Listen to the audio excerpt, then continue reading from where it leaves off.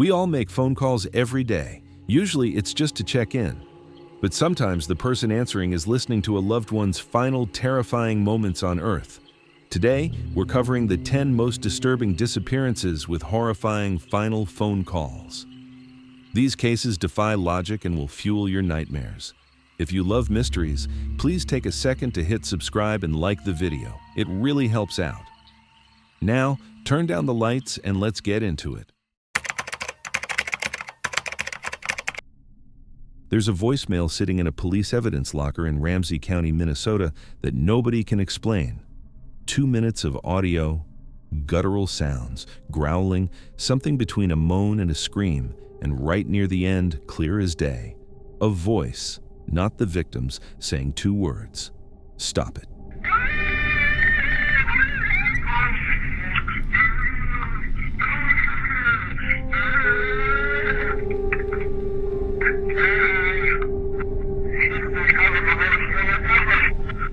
The man who left that voicemail was found dead 2 months later, floating in a suburban lake, miles from where he was supposedly dropped off by a friend. His name was Henry McCabe, and his death was ruled a drowning. A drowning. Let that sit with you for a second. Spring Lake Park, Minnesota. Early September 2015. If you've never been to the northern suburbs of the Twin Cities, picture this. Strip malls, chain restaurants, quiet residential streets lined with oak trees that are just starting to think about turning orange. It's the kind of place where people mow their lawns on Saturday morning and wave to their neighbors. Safe, predictable, boring even in the best possible way. It's Labor Day weekend, and the mood is different. People are out, the nightclubs are packed. There's that specific late summer energy, the last big blowout before fall settles in. But here's the thing about the suburbs at 2 a.m. on a Sunday morning. The second you step outside a nightclub, the world goes absolutely silent. The parking lot's empty, the streets go dark. The fog rolls in off the lakes and marshes, and suddenly you're standing in this thick, cold blanket of nothing. No cars, no voices, just you and the hum of a streetlight. Temperatures are dipping into the low 30s. Your breath hangs in front of your face. And if you're standing alone at a gas station in Fridley, Minnesota, at 2 in the morning, you might as well be standing on the moon. That's the stage.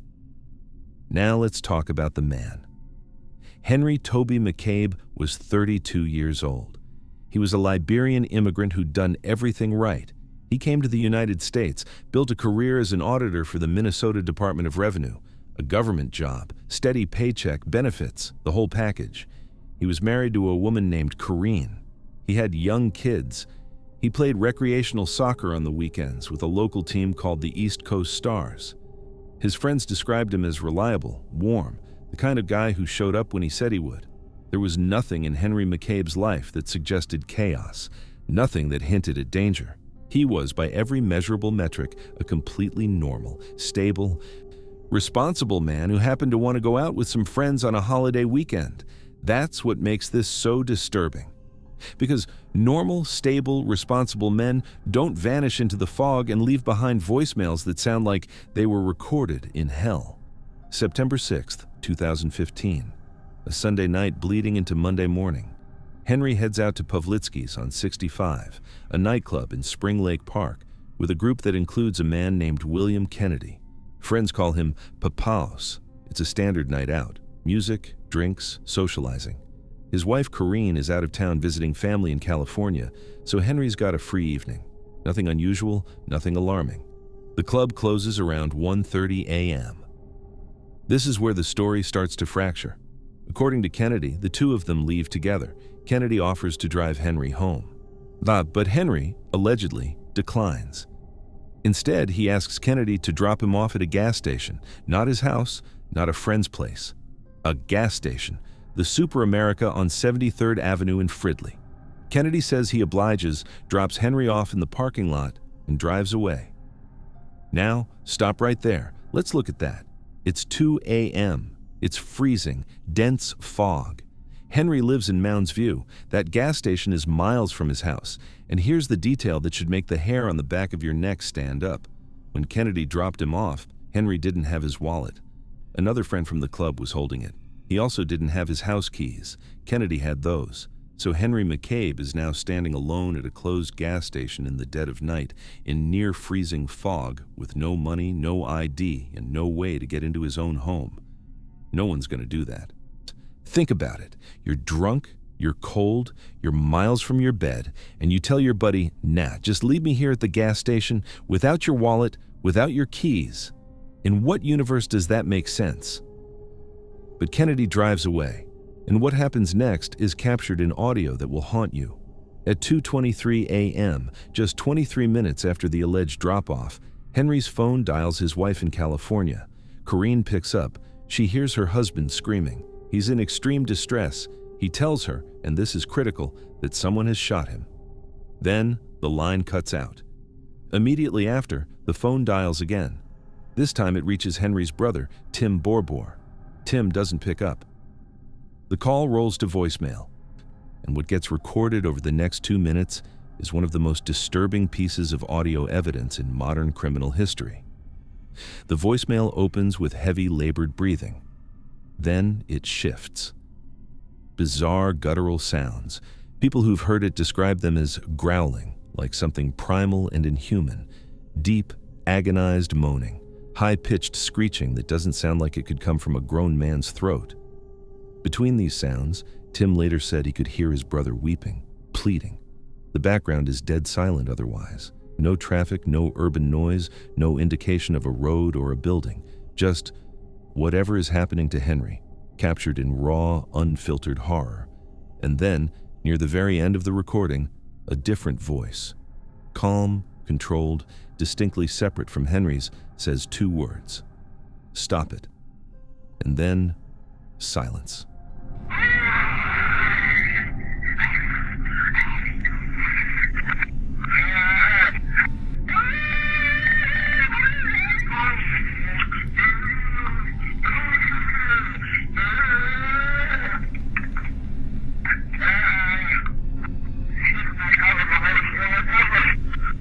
The phone goes dark.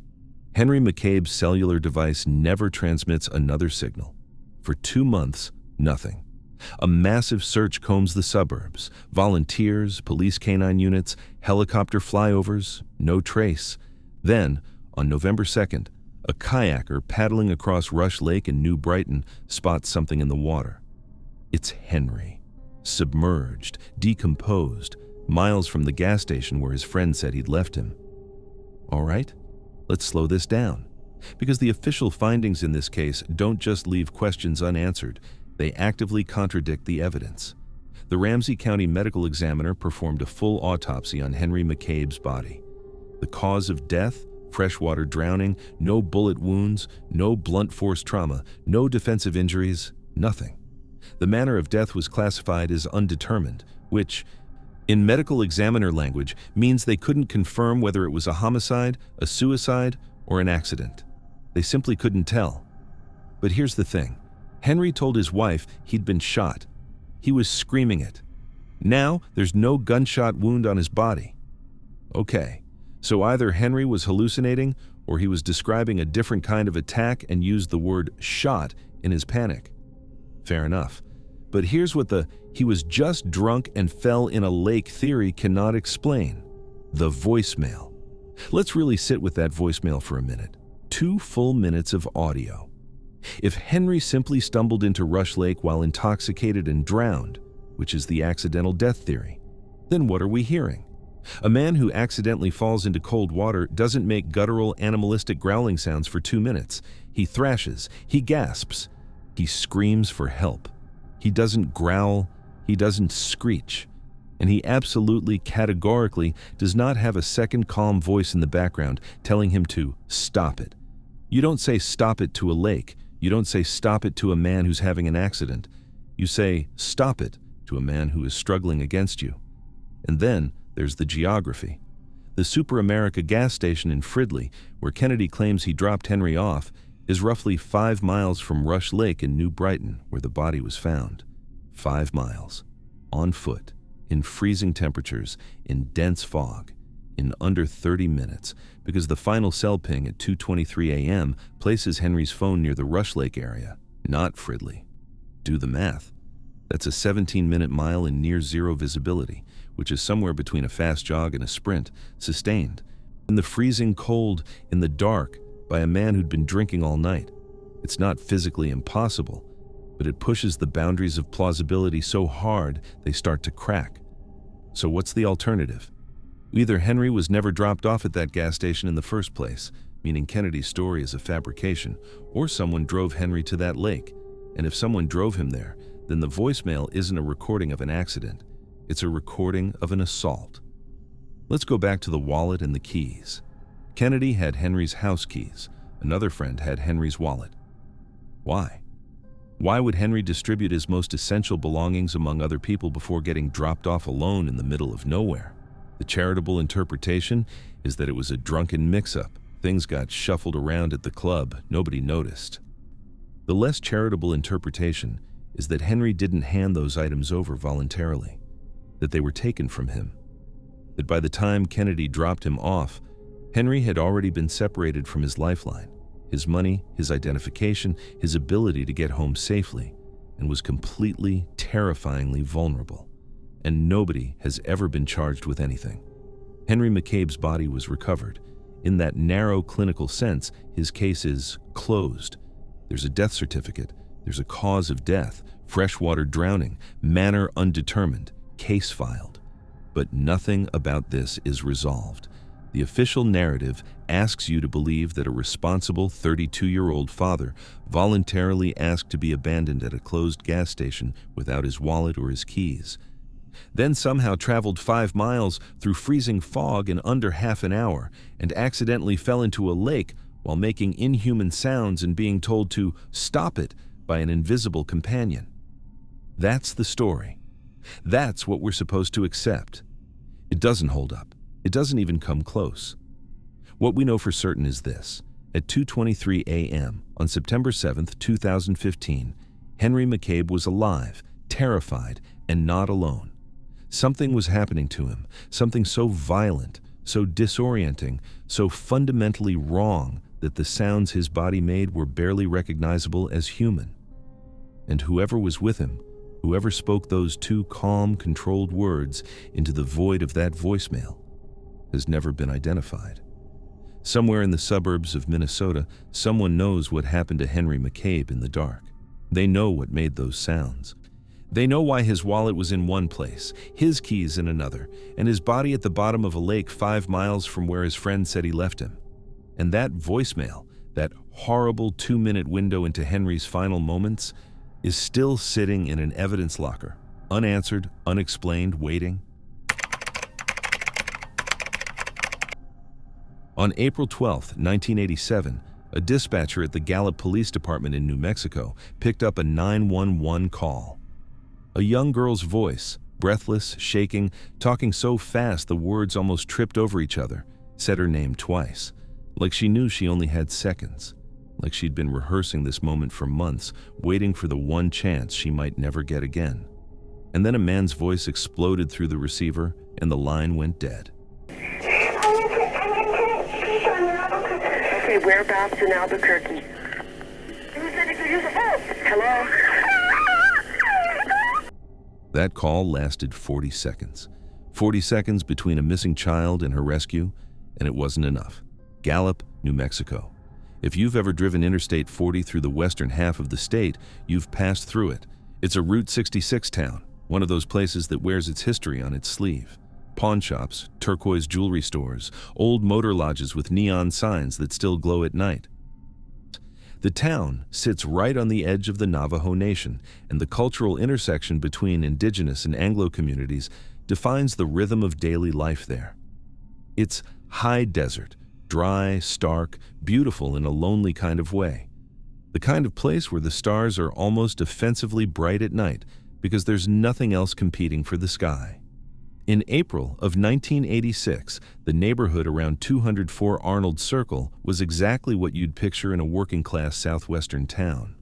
Low-slung apartment buildings, gravel driveways, chain-link fences, kids riding bikes on the sidewalk until their parents called them in. It was quiet. It was familiar.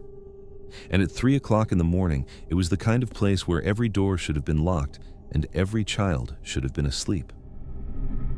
Antonette Christine Calladito was 9 years old. She was biracial, Navajo and Italian, and by every account from the people who knew her, she was something special.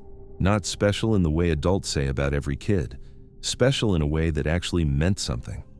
Her family called her the Mother Hen. At 9, Antonette was already the one cooking meals for her 2 younger sisters, Wendy and Sadie. She ironed their clothes, she got them ready in the morning. She was a 4th grader at Lincoln Elementary, a dedicated student who loved Bible studies and had recently earned the Presidential Fitness Award. But more than any of that, she was a protector, fiercely, instinctively protective of her little sisters, the kind of kid who steps between a sibling and a problem without being asked. That matters. Hold on to that. Because when someone knocked on that door at 3 in the morning, it was Antonette who answered it, and she didn't answer it because she was careless. She answered it because she trusted the voice on the other side. The evening of April 5th, 1986, starts simply enough. Antonette's mother, Penny Calladito, goes out for the night. She heads to a local bar, leaving her 3 daughters in the care of a babysitter at the apartment. Standard arrangement, nothing out of the ordinary. Penny returns around midnight, sends the babysitter home, and lets the girls stay up a little late playing cards in her bedroom. Eventually, everyone settles in. The apartment goes dark, the neighborhood goes silent. And then, sometime around 3 a.m., there's a knock at the front door. Now, think about this for a second. 3 in the morning, a ground floor apartment, the neighborhood is pitch black. Who knocks on a door at that hour? And more importantly, who answers it? A 9-year-old doesn't get out of bed and walk to the front door at 3 a.m. because she heard a random noise. A 9-year-old opens a door at 3 a.m. because the person knocking said something that made her feel safe.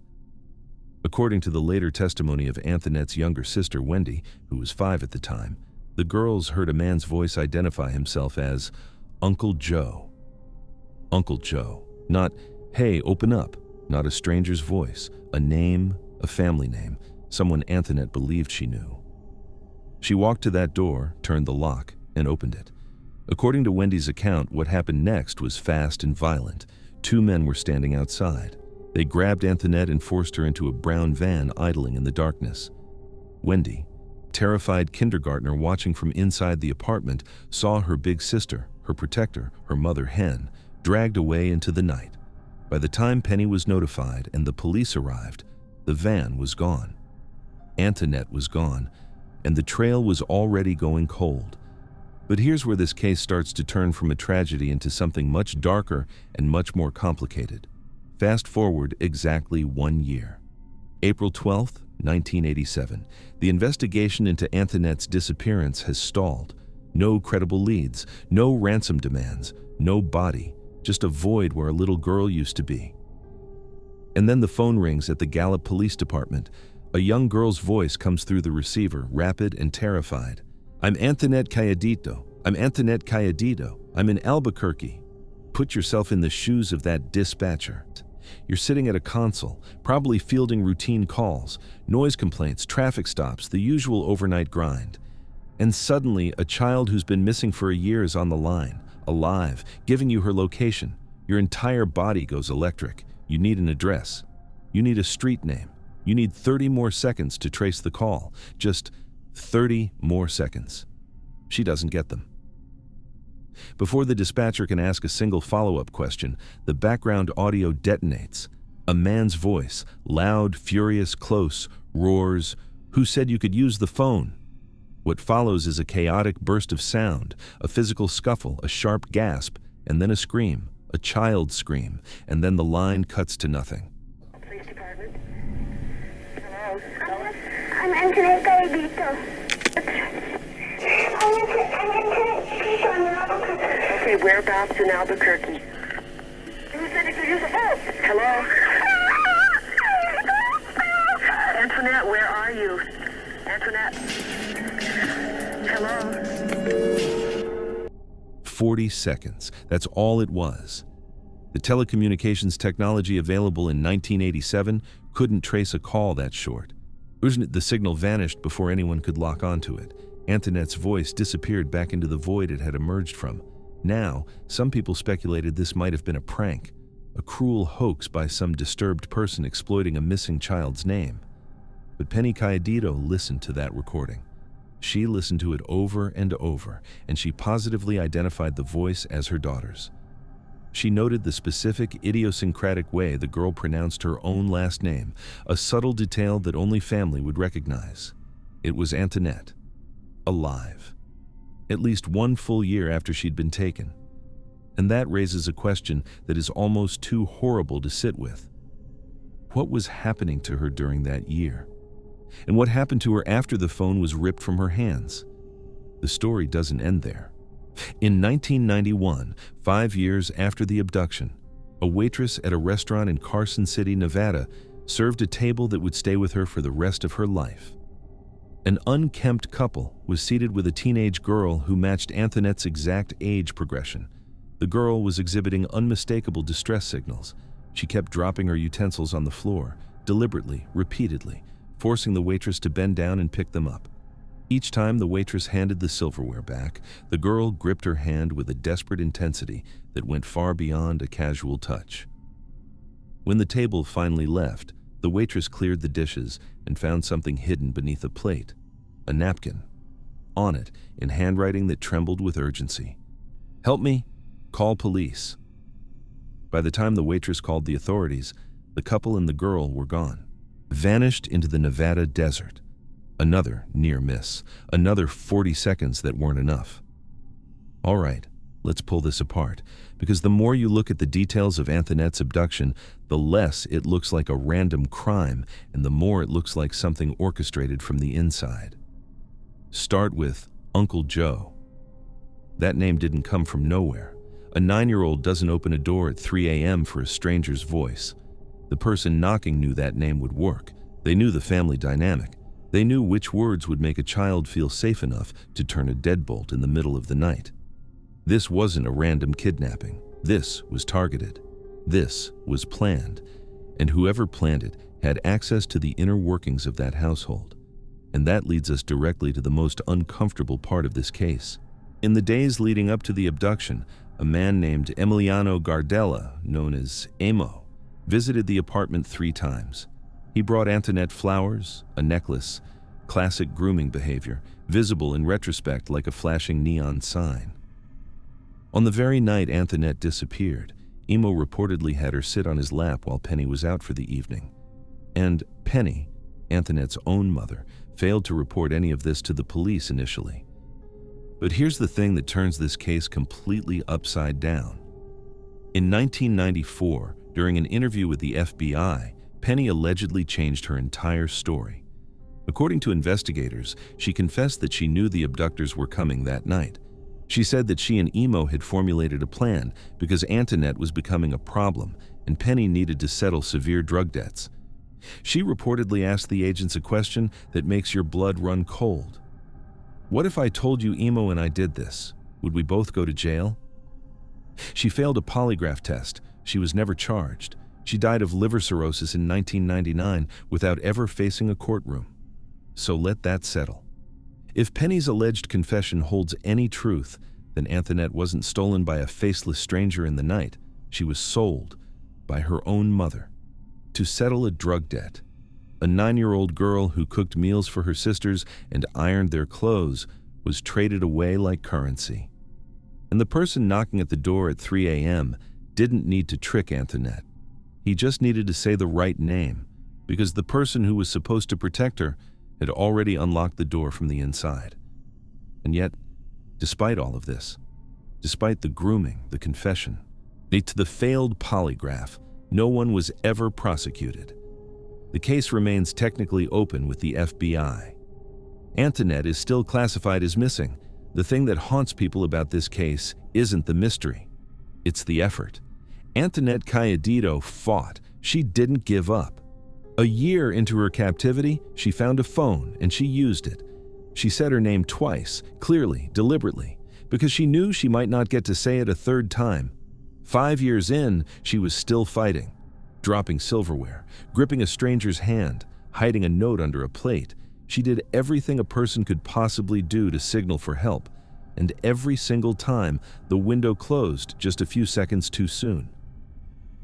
If Antonette is alive today, she'd be in her late 40s. If she's not, then somewhere in the American Southwest, there's an unmarked piece of ground holding the answer to a question that's been open for nearly 4 decades. But what stays with you, what you can't shake, is the sound of that call. A little girl's voice saying her own name into a telephone, fast and frightened, knowing that help was right there on the other end of the line. And then a man's voice, and then a scream, and then silence. 40 seconds. That's all she had. And it wasn't enough. There's a 38-second 911 call from Coke County, Texas, that the internet has been arguing about for over a decade. The audio is distorted, breathless, and rapid. A man talking so fast and so scared that the words blur into each other like ink in the rain. Some people hear him say he ran into some guys. Others swear he says state trooper. Some hear a gunshot in the background. Others hear a truck hitting a rumble strip. Nobody agrees on a single sentence. And the man who made that call, a 26-year-old father of 4 named Brandon Lawson, was never seen alive again. His brother showed up 10 minutes later with a can of gas. A sheriff's deputy was right behind him. Brandon's truck was sitting on the shoulder exactly where he said it would be. But Brandon was gone. Vanished into the pitch-black Texas brush like he'd never existed. And here's the part that will keep you staring at the ceiling tonight. While his brother stood next to the truck with a police officer, Brandon called him. He said, "I can see you." He said he was bleeding. And they still couldn't find him. Highway 277, West Texas. If you haven't driven this road, let me paint the picture, because the geography is the co-star of this entire story. This is a 2-lane highway cutting through the absolute middle of nowhere between San Angelo and Bronte. During the day, it's sun-bleached and punishing, flat scrubland stretching to the horizon, broken up by mesquite trees, cactus, and rocky terrain. There are no streetlights, no gas stations, no houses for miles. The only signs of civilization are the occasional passing semi-truck and county road markers ticking off distances to towns you've never heard of. Now, imagine that at 1 o'clock in the morning. The sun is long gone. The residual August heat still clings to the air like a wet blanket, but the world around you has gone completely, absolutely black. Your headlights carve a tunnel of light into the void, and beyond that tunnel, there is nothing. No ambient glow from a city, no porch lights, just the brush and the dark and whatever's standing in it. If your truck dies on this road in the middle of the night, you are profoundly, existentially alone. That's where we find Brandon Lawson. Brandon was 26. He worked in the Texas oil patches, hard, physical, exhausting labor that pays well but chews up your body and your schedule. He lived in San Angelo with Ledessa Lofton, his common-law wife of 10 years, and together they had 4 kids. By all accounts, Brandon was a devoted father. He was also, and this is relevant, a man with a documented history of methamphetamine use. He'd reportedly been clean for about 6 months leading up to that night. But on the evening of August 8, 2013, he and Ledessa got into a heated argument.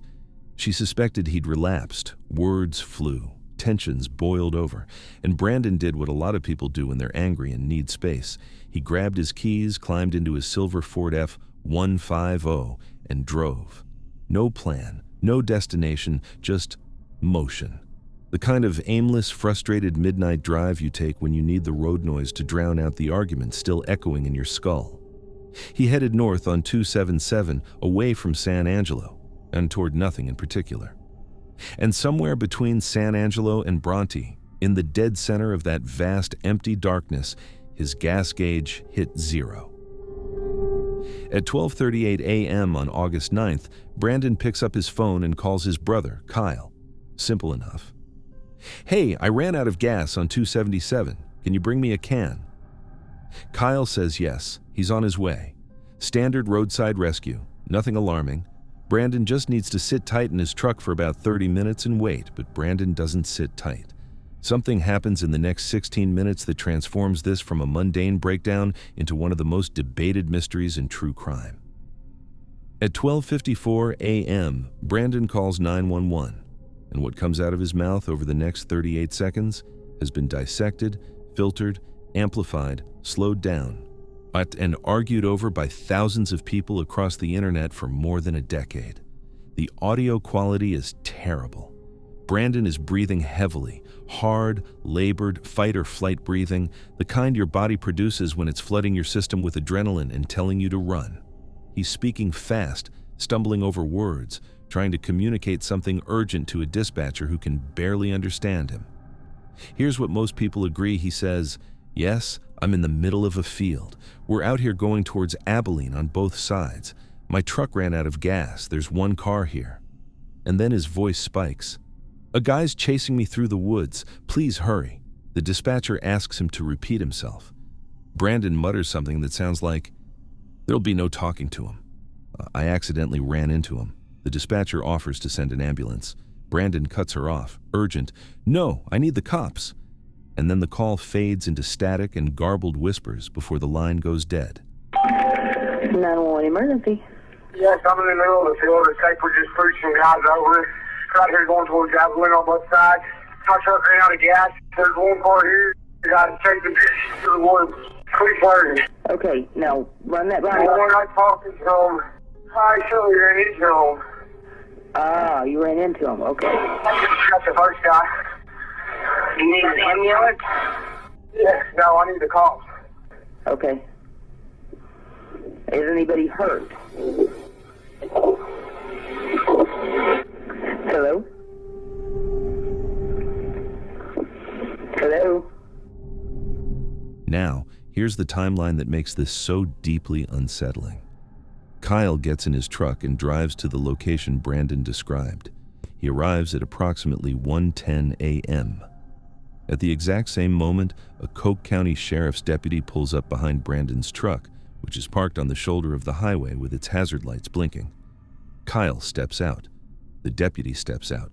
Brandon's truck is right there, doors unlocked, nobody inside.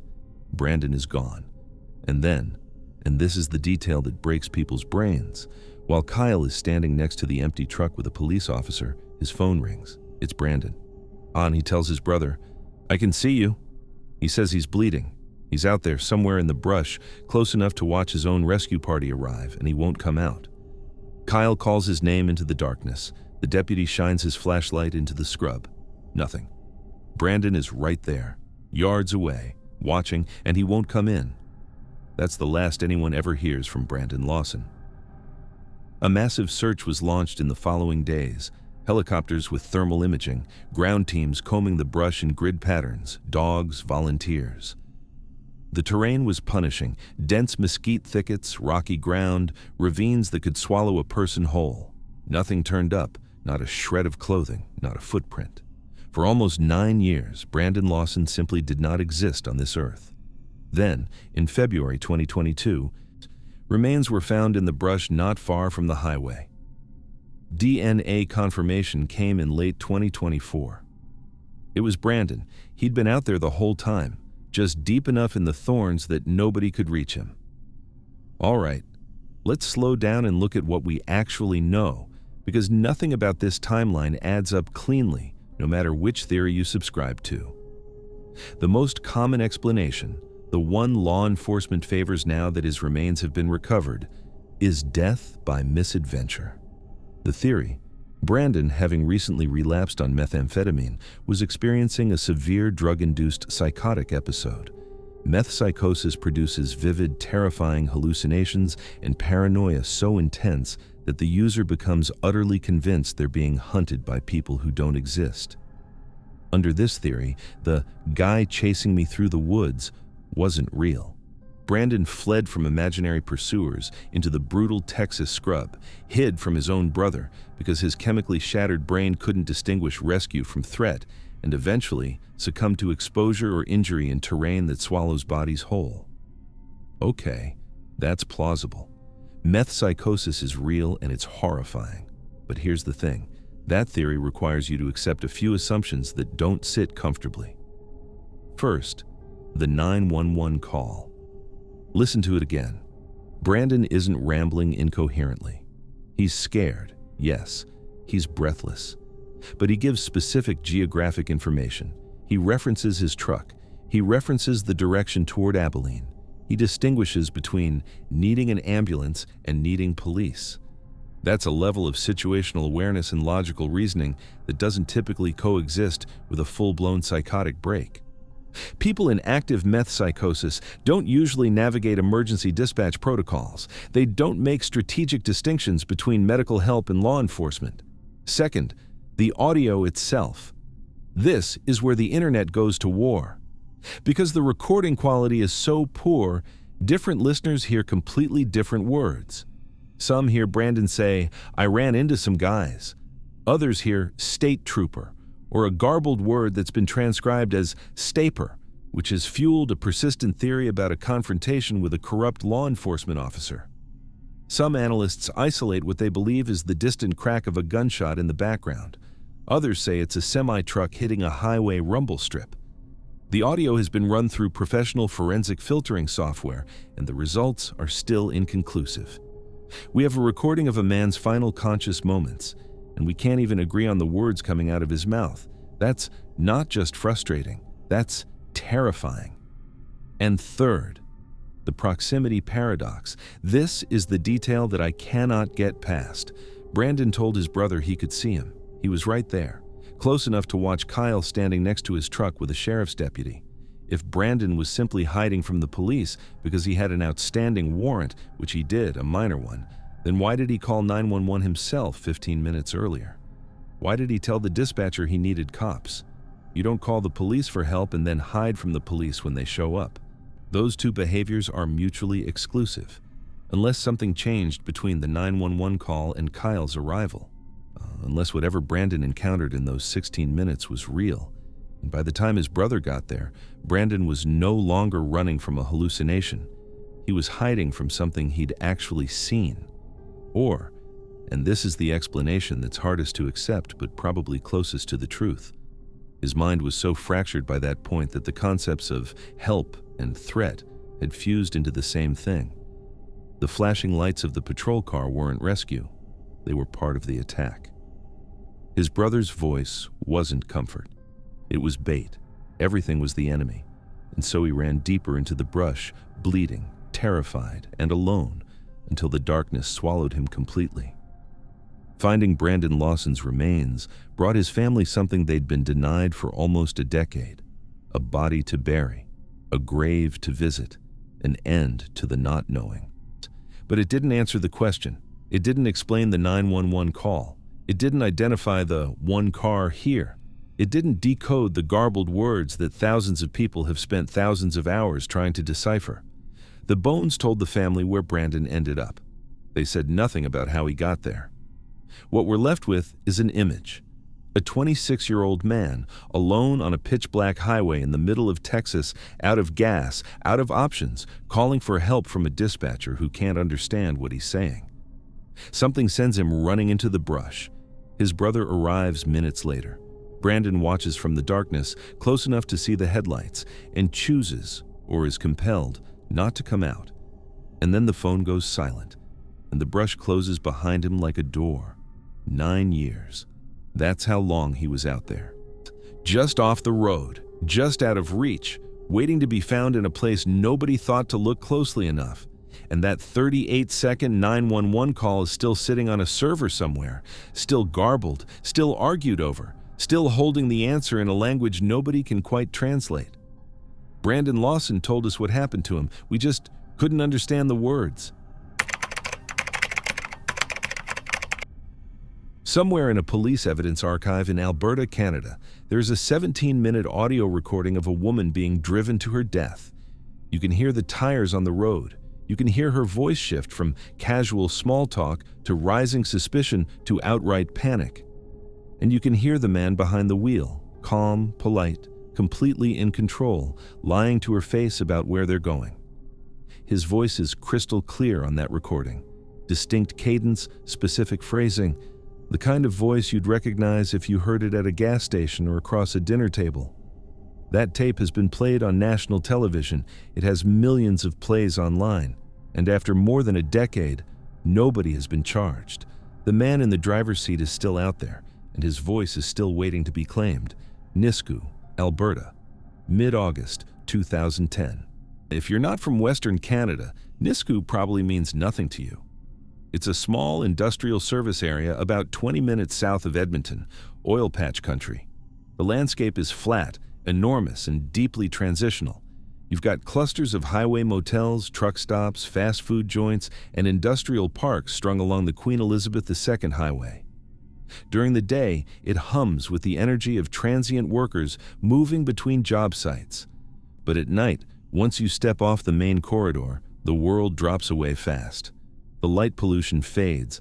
The farmland stretches out in every direction, broken up by dense tree lines that go black against the sky. The side roads turn to gravel. And if you don't know the area, if you're not from here, you have absolutely no way of telling where you are once somebody turns off the highway. That's important. Remember that. Now let's talk about Amber. Amber Alyssa Tuccaro was 20 years old, a member of the Mikisew Cree First Nation, originally from Fort McMurray. She was a mother. Her son Jacob was 14 months old, and by every account from her family, he was her entire universe. Her mother described her as sharp, witty, vibrant, the kind of personality that filled a room. She wasn't reckless, she wasn't chaotic. She was a young woman actively trying to build a stable life for herself and her baby, utilizing a local women's shelter for housing support and resources while she worked to get on her feet. In mid-August, Amber booked a motel room in Nisku for a short getaway with a female friend and her son. A little break from the grind, nothing extravagant, just a couple of nights away. On the evening of August 18th, Amber decided she wanted to head into Edmonton for the night. The city was only about a 20-minute drive north. She left Jacob safely in the care of her friend at the motel. And because she didn't have a car, she did what a lot of people in that part of Alberta do when they need to get somewhere and don't have the means. She walked out to the road and put her thumb up. A vehicle pulled over. A man offered her a ride toward the city. She got in. And that's the last decision Amber Tuccaro ever made. It's approximately 8 p.m. The August sun is setting, but it's still light enough to see. Amber climbs into the passenger seat. The driver is a man she's never met. We don't know what he looks like beyond the vaguest of descriptions. We don't know his name, but we know exactly what he sounds like, because about 30 minutes into the ride, Amber's phone rings. It's her brother. He's calling from a correctional facility. And because of that, because the call originates from inside a prison, the entire conversation is automatically recorded by the institutional phone system. Every word, every background sound, every shift in tone, all of it captured and stored on a server that nobody involved in the call knows will become the single most important piece of evidence in a murder investigation. The call starts normally. Amber's chatting with her brother, catching up, but as the conversation continues, something changes. You can hear it in her voice. It starts as a flicker of uncertainty, a question that sounds almost casual but isn't. She asks the driver, "Where are we by? We're just heading south of Beaumont or north of Beaumont?" Now, think about that question. She's not asking for fun. She's asking because she's looking out the window, and what she's seeing doesn't match what she was told. Edmonton is north. The city lights should be getting closer, brighter. Instead, the landscape is getting darker, emptier. The buildings are thinning out. The road is narrowing. She can feel it. Something is wrong. The driver responds smoothly, calmly, almost pleasantly. He doesn't stammer. He doesn't get defensive. He reassures her with the practiced ease of a man who has done this before. Amber pushes harder. Her voice sharpens. The casual tone is gone. "You better not be taking me anywhere I don't want to go. I want to go into the city."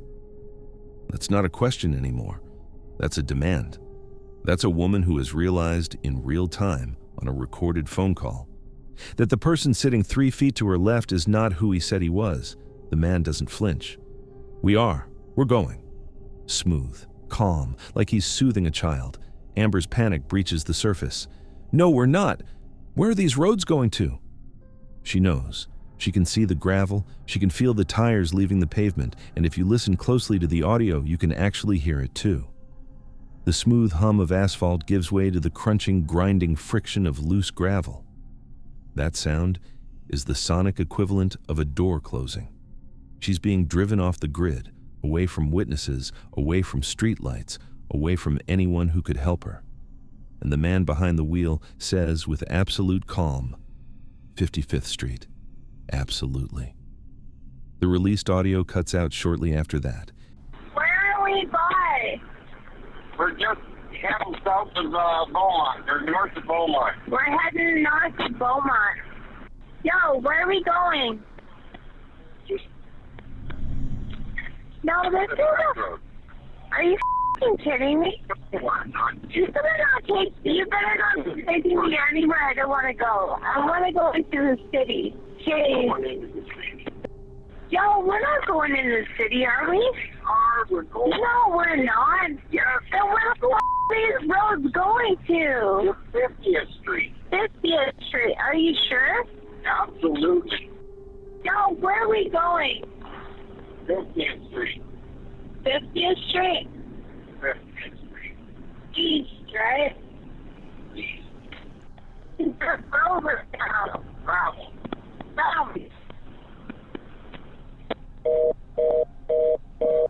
Amber never came back to the motel. She never picked up her 14-month-old son. Her friend waited. Her mother called. Nobody could reach her, and for weeks the case went essentially nowhere. It took until September 2012, over 2 full years later, for horseback riders in a remote area of Leduc County to stumble upon skeletal remains in a farmer's field. They were Amber's. She had been out there, alone in the dirt for 2 years, while the system that was supposed to protect her failed at nearly every turn. Now, this is where it gets infuriating, because this case doesn't just have strange details, it has a cascading series of institutional failures so severe that the RCMP eventually had to formally apologize for them. When Amber's family reported her missing, the initial police response was dismissive. That's despite the fact that Amber was a devoted mother who had left her infant child behind, a massive screaming red flag that this was not a woman who went out partying. The RCMP delayed opening a formal investigation for an entire month. A month. Think about what a month means in a missing persons case. Evidence degrades, memories fade, surveillance footage gets overwritten, trails go cold. Every day that passes is a day the predator uses to cover his tracks. But it gets worse. Investigators recovered Amber's suitcase from her motel room. Standard evidence collection, except then, in a breach of protocol that borders on the incomprehensible, they destroyed it. They destroyed a missing woman's personal belongings, potential DNA evidence, potential fingerprints, potential trace evidence from whoever she'd been in contact with before the case was even close to being resolved. On top of that, Amber was temporarily removed from the National Missing Persons Database due to unconfirmed erroneous sightings. A 2018 federal review found the RCMP's handling of the case deficient. The agency issued a formal apology, calling their work not our best. But let's set the institutional failures aside for a moment. Let's talk about the man on the tape, because that's the real mystery. In 2012, the RCMP made the rare decision to release a 60-second clip of the 17-minute recording to the public. The logic was straightforward. This man's voice is distinctive. He has a specific cadence, a particular way of phrasing things, an accent that narrows his geographic origin. Somebody out there has heard this voice 1,000 times across a kitchen table, in a truck cab, at a job site. A wife, a coworker, a drinking buddy. All it takes is one person to make the connection. The audio went viral. It's been played on national Canadian news broadcasts. True crime channels with millions of subscribers have dissected it frame by frame. And here's the part that keeps me up at night. How is it possible that in over 15 years, with a clear recording of the killer's voice available to the entire planet, not a single identification has stuck?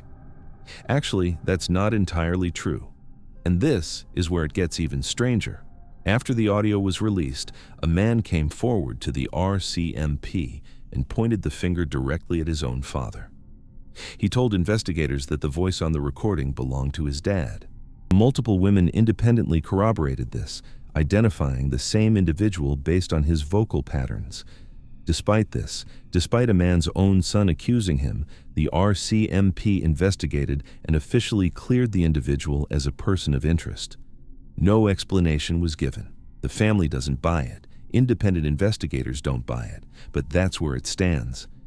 And then, there's the detail that makes this case truly unbearable. Amber's brother, the one on the phone, heard the entire thing. He heard his sister's voice shift from relaxed to worried to scared. He heard the driver lying. He heard the gravel under the tires. He heard the setup of his sister's murder unfolding in real time, transmitted directly into his ear through a prison telephone. And he couldn't do a single thing about it. He couldn't call the police, or he couldn't call a friend. He couldn't run outside and flag someone down. He was locked in a cell, listening to the last minutes of his sister's freedom dissolve into static. Imagine carrying that for the rest of your life. Most cold cases suffer from a lack of evidence. There's no DNA, no witnesses, no physical trail to follow. That's not the problem here. The Amber Tuccaro case has the single most damning piece of evidence you could ask for. A clear audio recording of the killer's voice, captured in the act, preserved digitally for eternity. And it's not enough. He's still out there. What makes this case so deeply terrifying isn't the violence, it's the calm. Listen to that recording again. The man doesn't raise his voice. He doesn't threaten. He doesn't even sound annoyed when Amber challenges him. He gaslights her with the patience of someone ordering coffee. We're going. Absolutely. That's not a man acting on impulse. That's a man who's done this before. That's a man who knew exactly where that gravel road led, because he'd driven it before. The scariest monsters in the world don't lurk in shadows or dark alleys. They pull up next to you on a well-lit highway, roll down the window, smile, and ask where you're headed. They sound friendly, they sound safe, and by the time you realize what's happening, by the time the pavement turns to gravel and the city lights disappear from your mirror, it's already too late. Amber knew. You can hear the exact moment she knew. And that recording is still playing, somewhere, right now, waiting for the one person who recognizes that voice to finally pick up the phone. On the night of April 4th, 1991, a 20-year-old man named Rob Schaefer was on the phone with his fiancée, Angela. She was calling from a payphone 7 blocks away, just a casual, end-of-the-night check-in. And then, mid-sentence, Angela screamed. Rob heard a struggle. He heard the phone slam against the booth. He dropped everything, sprinted to his car, and tore through the streets of Clinton, Missouri, at full speed. As he approached the intersection, a green pickup truck blew past him going the other direction. As it passed, he heard Angela scream his name from inside the cab. Rob slammed his brakes, threw the car into reverse, and floored it. He chased that truck for 2 miles, and then his transmission exploded. The car died. The taillights disappeared, and Rob Schaefer sat in a dead vehicle on a dark Missouri road, listening to the silence swallow the love of his life. Clinton, Missouri. Population roughly 9,000. A classic Midwestern town with a courthouse square in the middle, churches on every other block, and the kind of baseline safety where people leave their front doors unlocked because the idea of something bad happening here feels almost insulting to suggest. In April of 1991, Clinton felt safe the way a childhood bedroom feels safe, instinctively, without question. It's a Thursday night, early spring. The air has that crisp transitional quality, warm enough during the day that you can feel summer coming, but cold enough after dark that you want a jacket. By 11 p.m., the town square is practically deserted.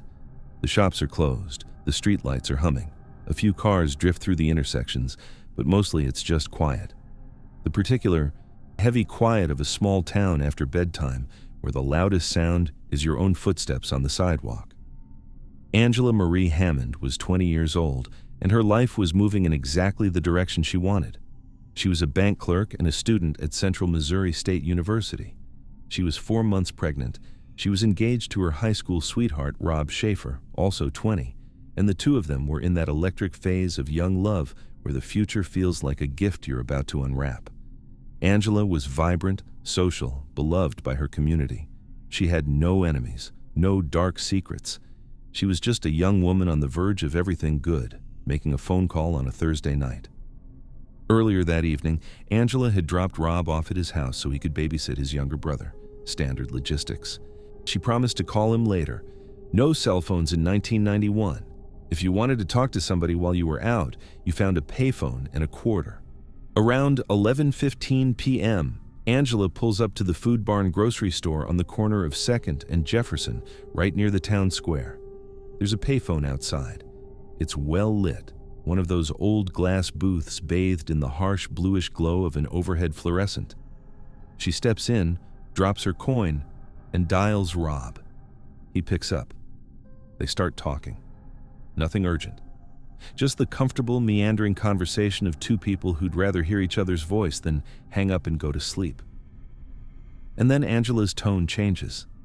She tells Rob she's noticed a truck, an older model, late 60s or early 70s, a two-tone green Ford pickup. It's been circling the block, slowly, methodically. Not the way someone circles looking for a parking spot, the way someone circles when they're watching. The truck eventually pulls up and parks right next to the payphone booth. A man gets out. Angela describes him to Rob in real time. He's filthy, Caucasian, bearded with a mustache and glasses, wearing heavy rural coveralls, the kind of grimy, oil-stained work clothes that suggest someone who's been doing manual labor or living rough. She also notices something unusual about the truck. There's a large, custom-painted mural of a fish jumping out of water across the rear window. That's a distinctive detail, the kind of thing you'd remember. The man walks to the neighboring payphone and picks up the receiver. He stands there for a moment, pretending to make a call. Then he hangs up, walks back to his truck, pulls out a flashlight, and shines it into the bed of the pickup as if he's looking for something, or preparing something. Angela tells Rob she's getting nervous. Her voice is tighter now. The casual warmth from a few minutes ago is gone, and then the man moves toward the booth. What happens next takes less than 10 seconds. The man lunges. Angela screams. Rob hears it, not through a wall, not muffled by distance, but directly through the telephone receiver, as clear and close as if it were happening in his own kitchen. He hears the physical struggle. He hears Angela fighting, and then he hears one more thing. A voice. The man's voice. Deep, calm, almost conversational. I didn't need to use the phone anyway. The receiver clatters against the booth. The line stays open, but Angela's voice is gone. Now, picture this. You're Rob Schaefer. You're 20 years old. You just heard the woman carrying your child get attacked through a telephone. The payphone is 7 blocks away.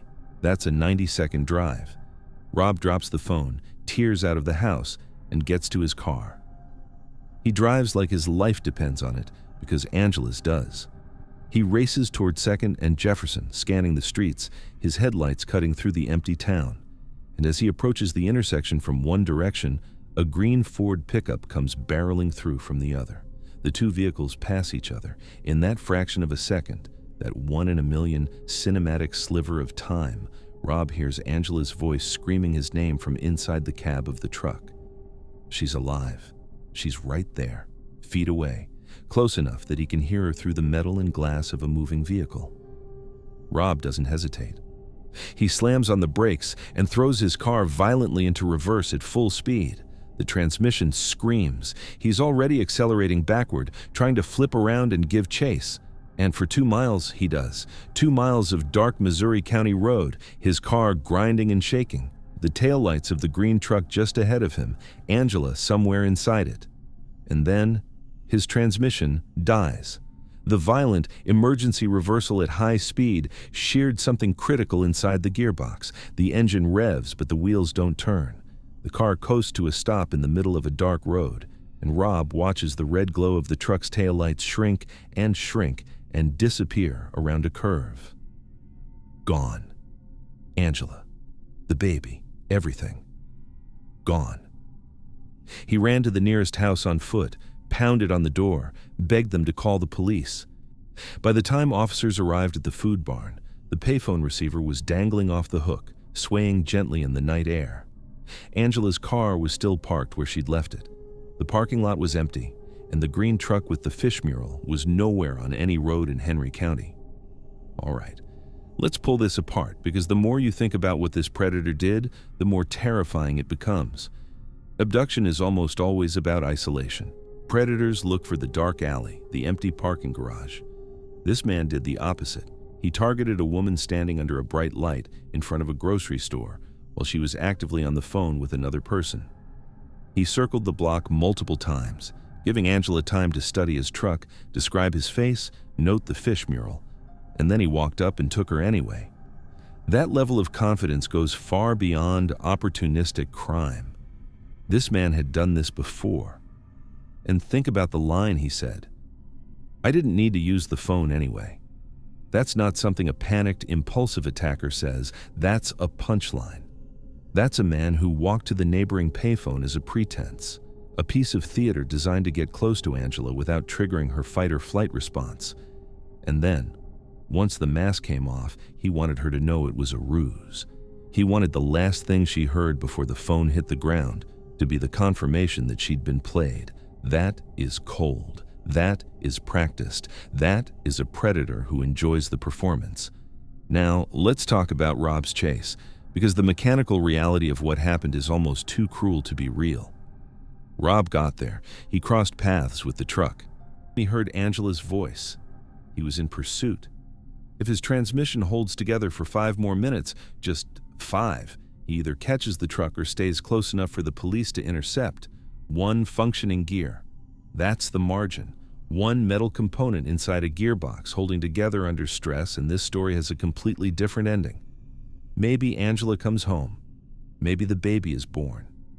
Maybe 35 years of anguish simply never happened, but the transmission failed at the exact second it mattered most, and a 20-year-old man sat in a dead car on a dark road and watched the future he'd planned disappear around a bend. The police looked hard at Rob first, standard procedure. But his story checked out immediately. The payphone was dangling off the hook. His panic was visceral. His car's destroyed transmission was physical proof of the chase. He was cleared quickly, and the investigation pivoted to the unknown driver. But here's what defies logic. They never found the truck. A 2-tone green Ford pickup with a custom fish mural is not a vehicle that blends into traffic. A statewide search and Missouri Highway Patrol dragnet turned up nothing. How does a truck that distinctive vanish from every road in the state overnight?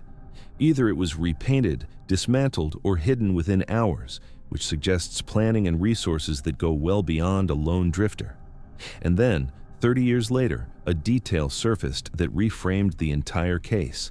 In 2021, Clinton police discovered that a confidential narcotics informant living in town had received a threatening letter postmarked on the exact day of Angela's abduction. The cut-and-paste letter explicitly threatened the informant's daughter, warning that she will see us soon. The informant's daughter was also named Angela. She closely resembled Angela Hammond physically. She lived in the same small town. The current investigative theory is staggering. The abductors were targeting the informant's daughter, and in the darkness of a small-town parking lot, they grabbed the wrong Angela.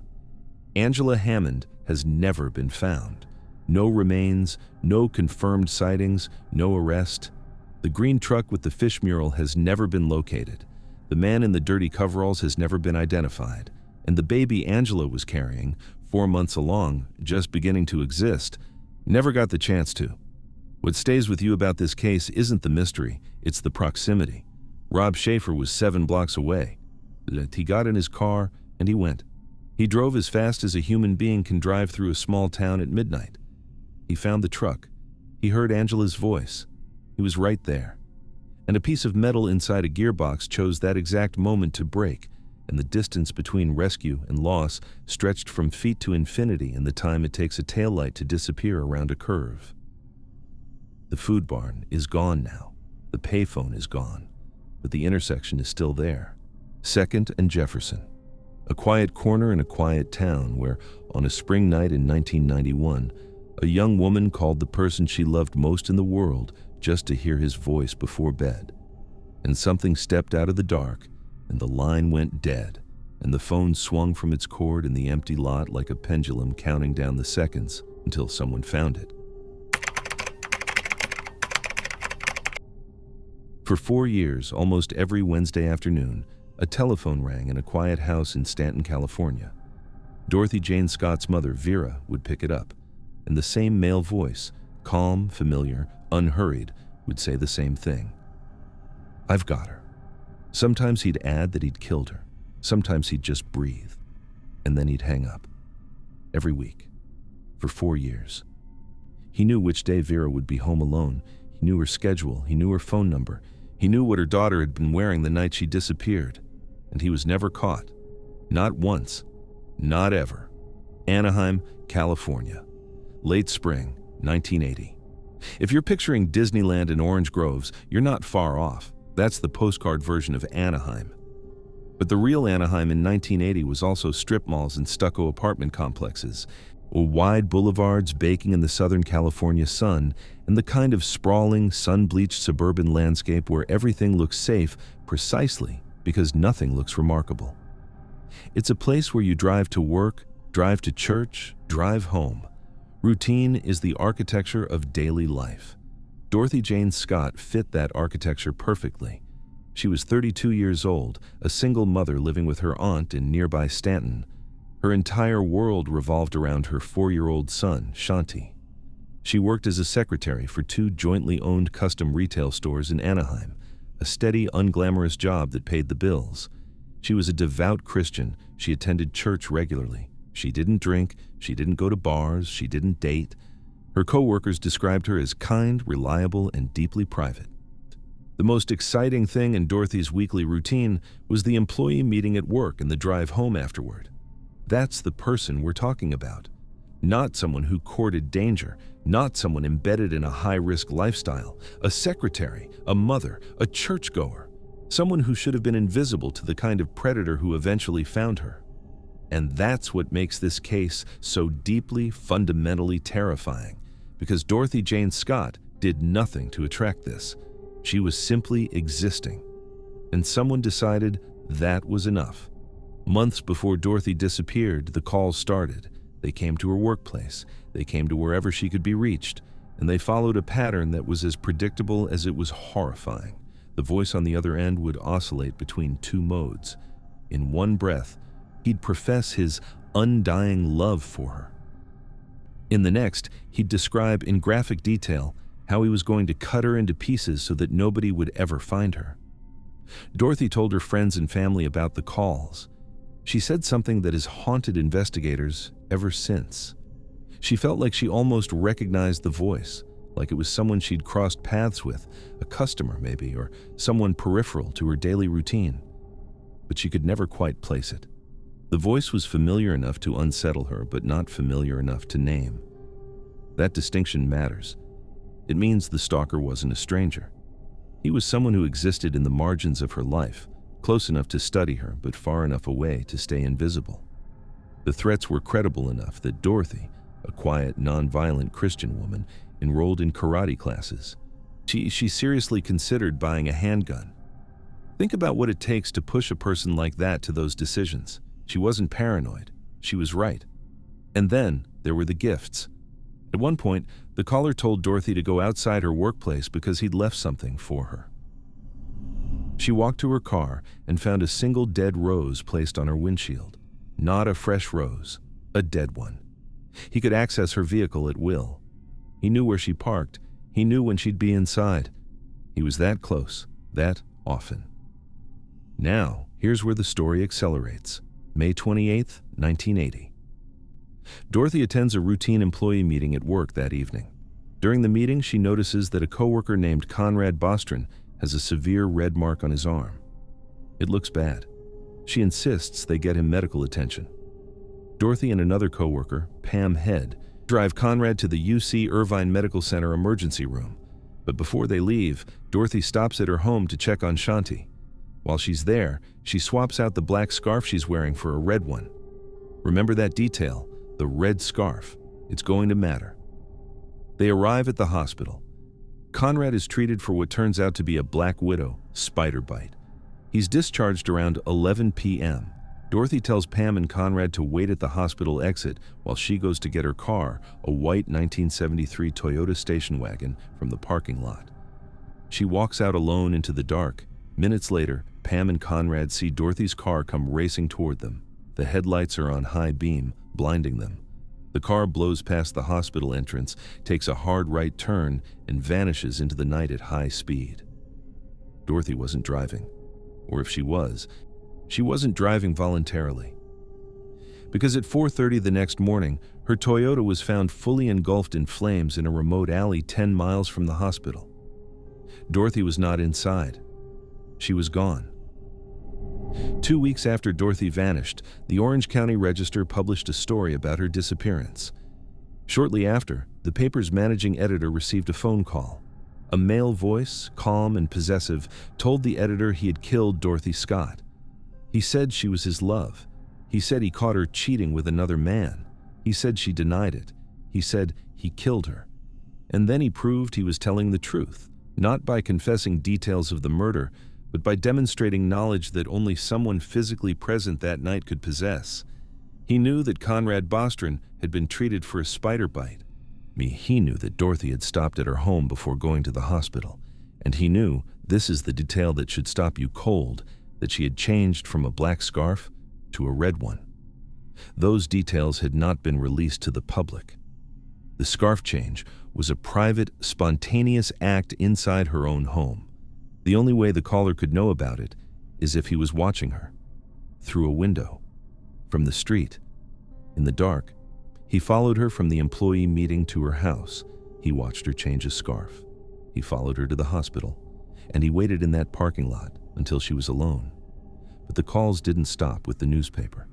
They migrated to Dorothy's mother almost every Wednesday, specifically Wednesday when Vera was known to be home alone.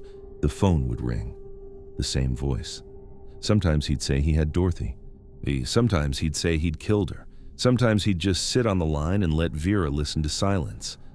This went on for 4 years, every week, a scheduled, ritualistic act of psychological torture.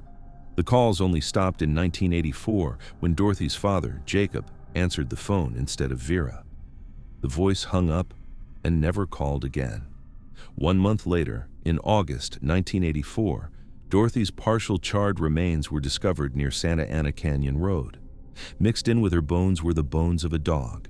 Her turquoise ring was recovered, and her watch. Her watch had stopped at exactly 12:30 a.m. on May 29th, 90 minutes after her co-workers watched her car tear out of the hospital parking lot. All right, let's lay this out, because the logistics of this crime are almost impossibly precise. First, the hospital trip was completely spontaneous. Dorothy didn't plan to go to the UC Irvine Medical Center that night. Nobody planned it. Conrad got bitten by a spider, and Dorothy decided on the spot to drive him to the ER. There was no schedule, no announcement, no way to predict it would happen. So how was the stalker there? The only explanation is that he was already following her. He was at the employee meeting, or parked outside it, and he tailed her car to her house, watched her change the scarf, and then followed the group to the hospital. That means he was physically shadowing her daily routine. Not occasionally, constantly. Second, the parking lot abduction. Dorothy was alone for a matter of minutes. She walked from the hospital exit to the parking lot, got into her car, and was supposed to circle back to the front door. Instead, the car came screaming past Pam and Conrad with the high beams on and took off. That means the stalker intercepted her somewhere between the exit and her vehicle, or was already waiting at the car. In a hospital parking lot, at 11 p.m. on a weeknight, with people still coming and going. Nobody heard a scream, nobody saw a struggle. The precision required to execute that in a window of less than 5 minutes, in a semi-public space, without generating a single witness, is staggering. And third, the phone campaign.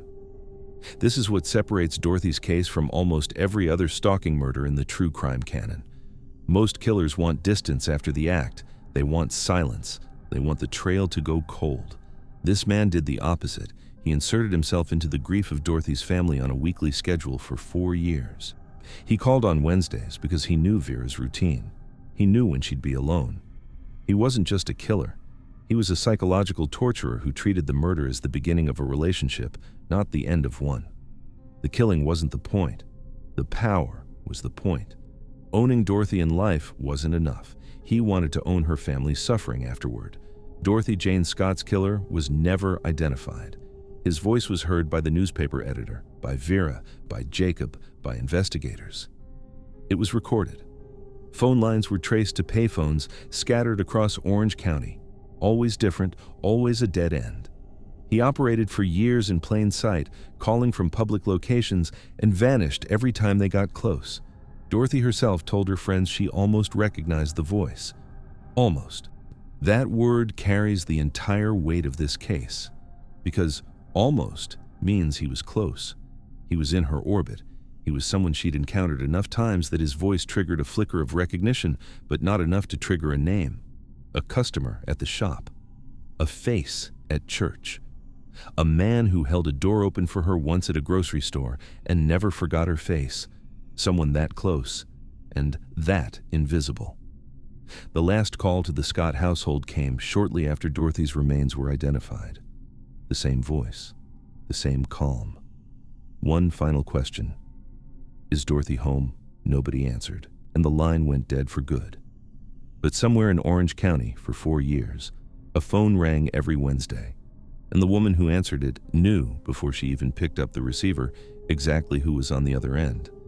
And she picked it up anyway, because it was the only connection she had left to her daughter, even if the person holding the other end of that connection was the one who took her. When Harrisonburg police officers walked into the Imperial gas station on Route 11 at 2:33 a.m. on June 18, 1982, everything was exactly where it should have been. The lights were on, the cash register was full, a magazine lay open on the counter, a purse sat undisturbed next to it, and in the ashtray, a cigarette was still burning. Still burning. A thin ribbon of smoke curling up into the fluorescent light of an empty room. The woman who had lit that cigarette, the woman who had called the police 3 times in the last 6 minutes, her voice escalating from concerned to terrified to screaming, was gone. She had vanished from inside a locked, brightly lit building in a window of approximately 120 seconds, and she has never been found. Harrisonburg, Virginia. Early summer, 1982, the Shenandoah Valley. It's a college town. James Madison University sits about a mile north of where this story takes place. But in June, the students are gone. The campus is quiet. The town contracts back to its year-round population, and the areas along Route 11 on the south side of town go especially still after dark. This is where the Imperial gas station sat, a small, standalone convenience store and fuel stop positioned right off the highway. Not inside a commercial strip, not next to a neighborhood, just a building, a parking lot, and the road. During the day, it's unremarkable. At 2 in the morning, it's something else entirely. Picture it. You're inside a glass box. The fluorescent lights overhead wash everything in that flat, greenish-white glow that makes your skin look wrong and your eyes ache. The interior of the store is visible from every angle. The windows wrap around the building like a fishbowl. If someone is driving past on Route 11, they can see you standing at the counter as clearly as if you were on a television screen. But here's the thing. You can't see them. The light inside the store destroys your night vision completely. Beyond those windows, there is nothing but blackness. A parking lot that fades to dark. A tree line that could be hiding anything. A shoulder of road where a car could idle with its headlights off, and you'd never know it was there until someone stepped through the door. That is the fundamental, terrifying asymmetry of working a graveyard shift alone in a place like this. You are completely visible and completely blind. Kelly Berg Dove was 20 years old. She was married. She had a 4-year-old daughter waiting for her at home. She lived in Bridgewater, a small town about 15 minutes south. Physically, Kelly was tiny, 5'1", about 105 pounds. She wore glasses, had a partial dental plate for her 2 front teeth, and wore a Turner Ashby High School class ring engraved with her initials. Her family described her as responsible, cautious, and sweet-natured. She wasn't someone who took unnecessary risks. And here's the detail that makes everything worse. She wasn't even supposed to be there that night. Kelly picked up the overnight shift as a favor to her sister, who needed the night off. She was covering. She was helping.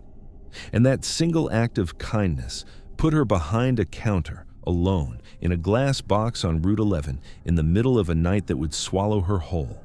And the shift starts quietly.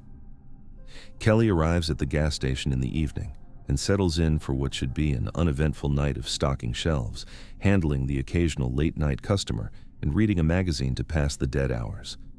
For most of the night, that's exactly what it is. Nothing.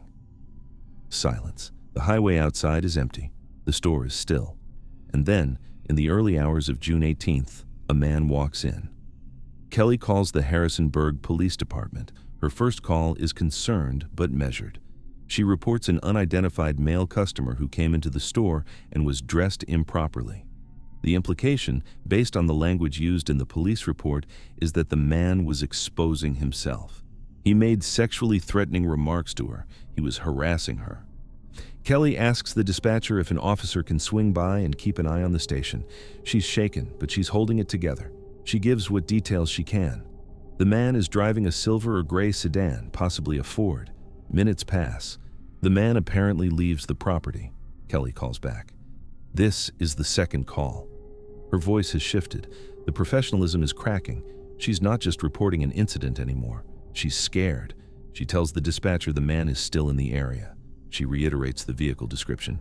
She asks, with more urgency now, for someone to please come check on the station. And then, at 2:27 a.m., the phone rings at dispatch for the third time, and Kelly Berg-Dove is no longer holding it together. Her voice is fractured, breathless.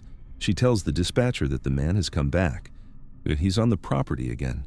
He's standing outside the store, and in a detail that adds a layer of psychological cruelty that's hard to shake, he's using the exterior payphone, the one just outside the building, to call her inside the store. He's whispering obscene threats through the glass while looking directly at her. He can see her. She can see him.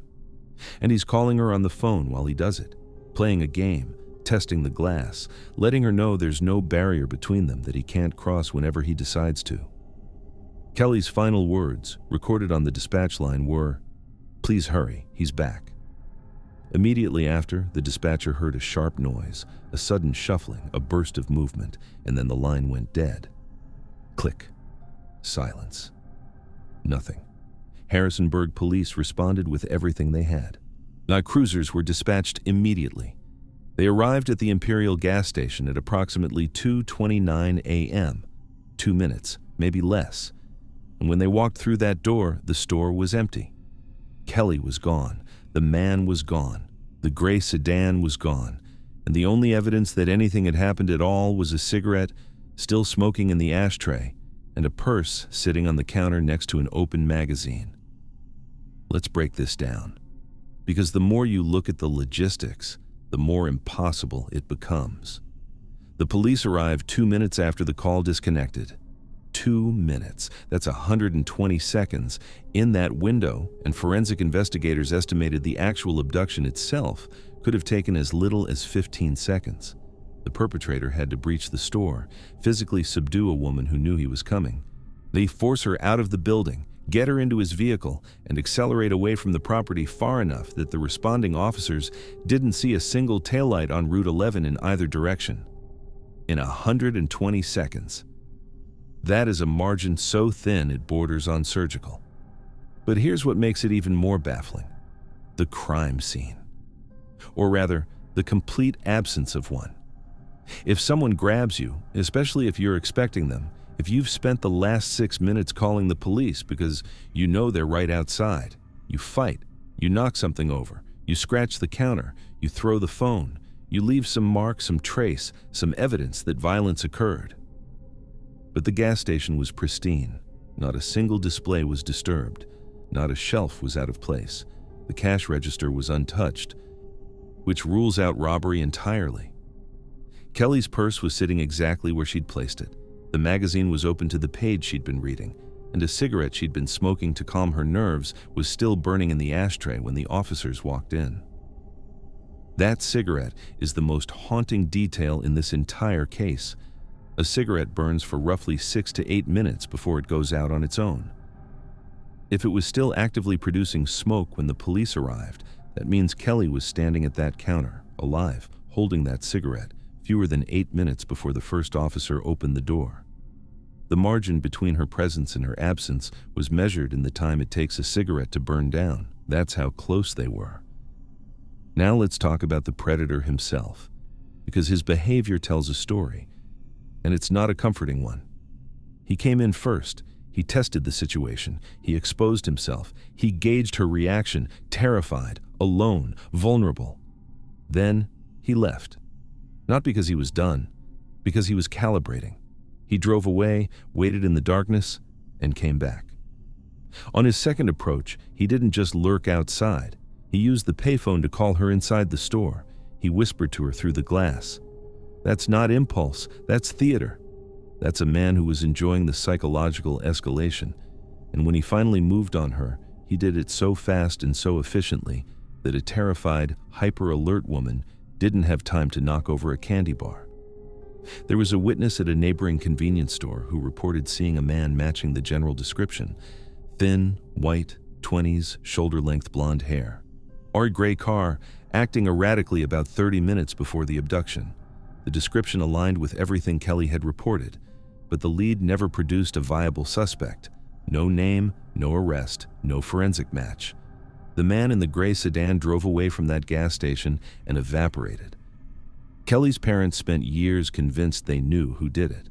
They pointed to a former high school classmate of Kelly's who had a documented criminal history for the exact behaviors exhibited that night, making obscene phone calls and indecent exposure. The behavioral overlap was striking, but police never publicly named or charged the individual. Without physical evidence tying him to that 120-second window, suspicion alone wasn't enough.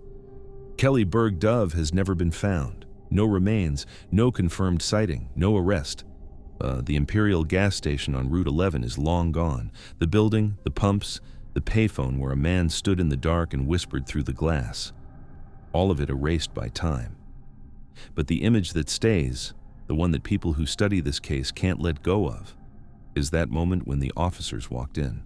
The lights humming overhead, the counter clean, the magazine open, the purse sitting there like its owner just stepped into the back room for a second. And in the center of it all, a cigarette in an ashtray, a wisp of smoke still rising, marking the exact spot where Kelly Berg Dove existed fewer than 2 minutes before the people who were supposed to save her walked through the door. 2 minutes. That's the margin. That's the space between a young mother coming home to her 4-year-old daughter and disappearing forever. 120 seconds that nobody has been able to account for in over 40 years.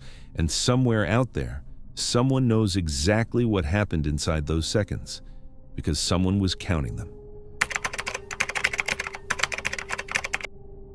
In 2023, 40 years after a 10-year-old girl vanished from a phone booth in British Columbia, the Royal Canadian Mounted Police held a press conference and announced that they had finally solved the biggest mystery in the case. They'd identified the unknown man who took the phone from Joanne Peterson's hand that night, the man whose voice her mother heard issuing a strange ultimatum before the line went dead. For 4 decades, that man had been the prime suspect, the shadow figure, the question mark at the center of everything. And the RCMP's announcement was this: he didn't do it. He was just a bystander, a good Samaritan who tried to help a shivering kid and then walked away. Which means that whatever happened to Joanne Peterson happened after he left, in a window of minutes, on a dark, rainy street corner in a quiet Canadian town. And nobody saw a thing. Solving the mystery didn't make this case less terrifying. It made it infinitely worse. Chilliwack, British Columbia, February 19th, 1983. If you're not from the Pacific Northwest, picture a small city in the Fraser Valley, about an hour and a half east of Vancouver, mountains on every horizon, the Fraser River cutting through the valley floor. In February, it's the dead of the wet season, not snow usually, but rain. Constant, bone-soaking Pacific Northwest rain that turns the world gray and makes the streetlights reflect off the pavement in long, smeared streaks. By 8 p.m. on a February evening, it's been dark for hours. The temperature is hovering just above freezing. The streets are slick. And if you're a 10-year-old girl standing outside a convenience store in a pink sleeveless jacket and cream-colored pants, because you are cold, you are wet, and you want to go home. Joanne Peterson, her family called her JoJo, was 10 years old. She attended Watson Elementary. She was tiny for her age, 4'6", 84 pounds, with short brown hair and bangs. She was, by every account, a perfectly normal kid, living a perfectly normal life in a perfectly safe town. On this particular evening, her parents were out. Jojo and her sister were walking home together, and the way siblings do, they got into an argument. A petty, standard, forgettable kid argument, and Jojo's sister, in a moment of retaliatory genius that only makes sense when you're a child, ran ahead and locked the front door. Jojo was locked out, it's cold, it's raining, the house is shut, and she does exactly what a smart, resourceful kid is supposed to do in 1983. She walks to the nearest public place with a phone. The penny pincher convenience store at the corner of Vetter and Watson Roads was close by. Well lit, familiar, the kind of place she'd been to 100 times. There's a payphone booth outside. She has a quarter. She's going to call her mom, explain the situation, and wait for a ride. Problem solved. Logical. Safe. Except it wasn't. At approximately 8:20 p.m., Joanne steps into the phone booth outside the penny pincher and dials her mother's number. Her mom answers. Jojo explains what happened. She's locked out, she's at the store. Can someone please come pick her up? It's a mundane conversation, the kind of call that happens 1,000 times a day in 1,000 towns. On a minor domestic inconvenience that should have been resolved in 20 minutes. And then the phone changes hands. Mid-conversation, Jojo's mother hears the receiver being taken from her daughter. A male voice comes on the line. He's young. Witnesses later described him as being in his 20s, over 6 feet tall, average build. His tone is not aggressive. He doesn't sound panicked or chaotic. He sounds surprisingly calm and measured. And what he says is this. If Jojo's parents aren't there to pick her up within 30 minutes, he's going to call the police. Then he hangs up. Now, stop.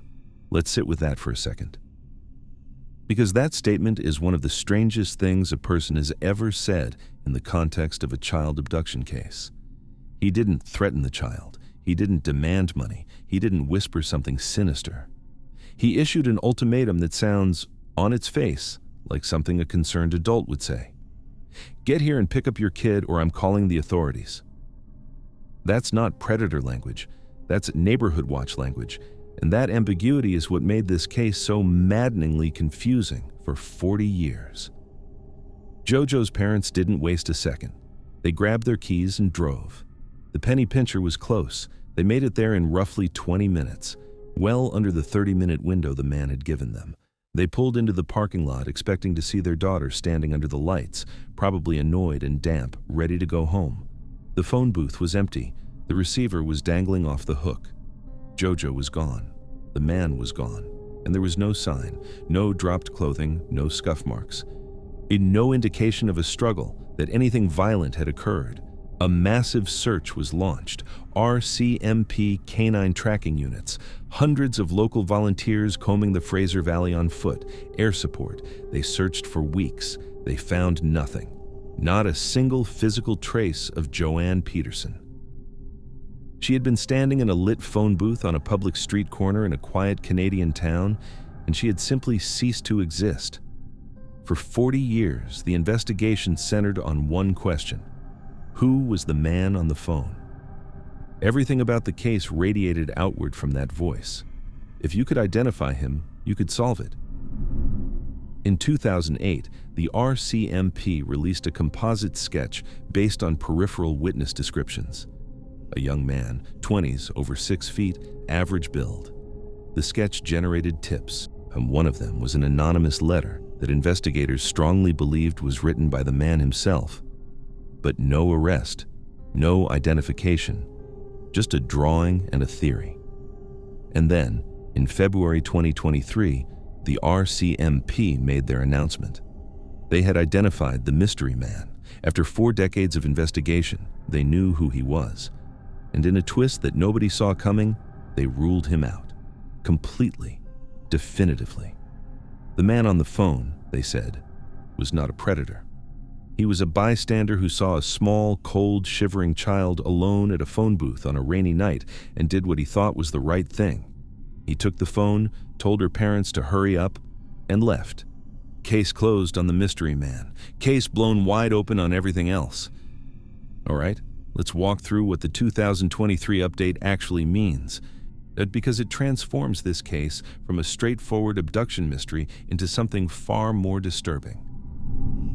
If the man on the phone was a good Samaritan, and the RCMP says he was, which means they have alibi evidence placing him somewhere else when the actual abduction occurred, then the timeline of JoJo's disappearance narrows to a horrifyingly small window.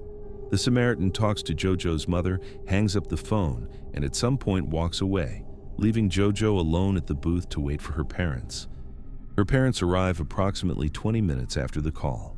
So the question becomes, how long was JoJo alone? If the Samaritan left immediately after the call, the window is close to 20 minutes. If he stayed for a few minutes to make sure she was okay before leaving, the window shrinks to 15, 10, maybe less. And in that sliver of time, on a rainy February night, on a quiet street corner in Chilliwack, a completely separate, unrelated predator had to notice JoJo, make the decision to take her, execute the abduction without a single witness or physical trace, and disappear before her parents pulled into the lot. Think about the odds of that. A child is locked out of her house. She walks to a store. A stranger tries to help. He leaves. And in the gap between the stranger leaving and the parents arriving, a predator materializes out of the dark, takes the child, and vanishes. That's not a plan. That's a lightning strike. That's the kind of catastrophic one-in-a-million timing that you'd reject as implausible if you saw it in a movie. But it's the only explanation left, unless you question the Samaritan narrative. And some people do. Independent analysts have asked the obvious follow-up. If you genuinely care about a vulnerable child's safety, why do you leave her alone in the dark before physically confirming her parents have arrived? You don't. You wait. You stand there in the rain for 10 more minutes until headlights pull into the lot and a car door opens. That's what a truly concerned adult does. Walking away from a 10-year-old girl standing alone in the cold at 8:30 p.m. is, at minimum, negligent. At maximum, it's something else entirely.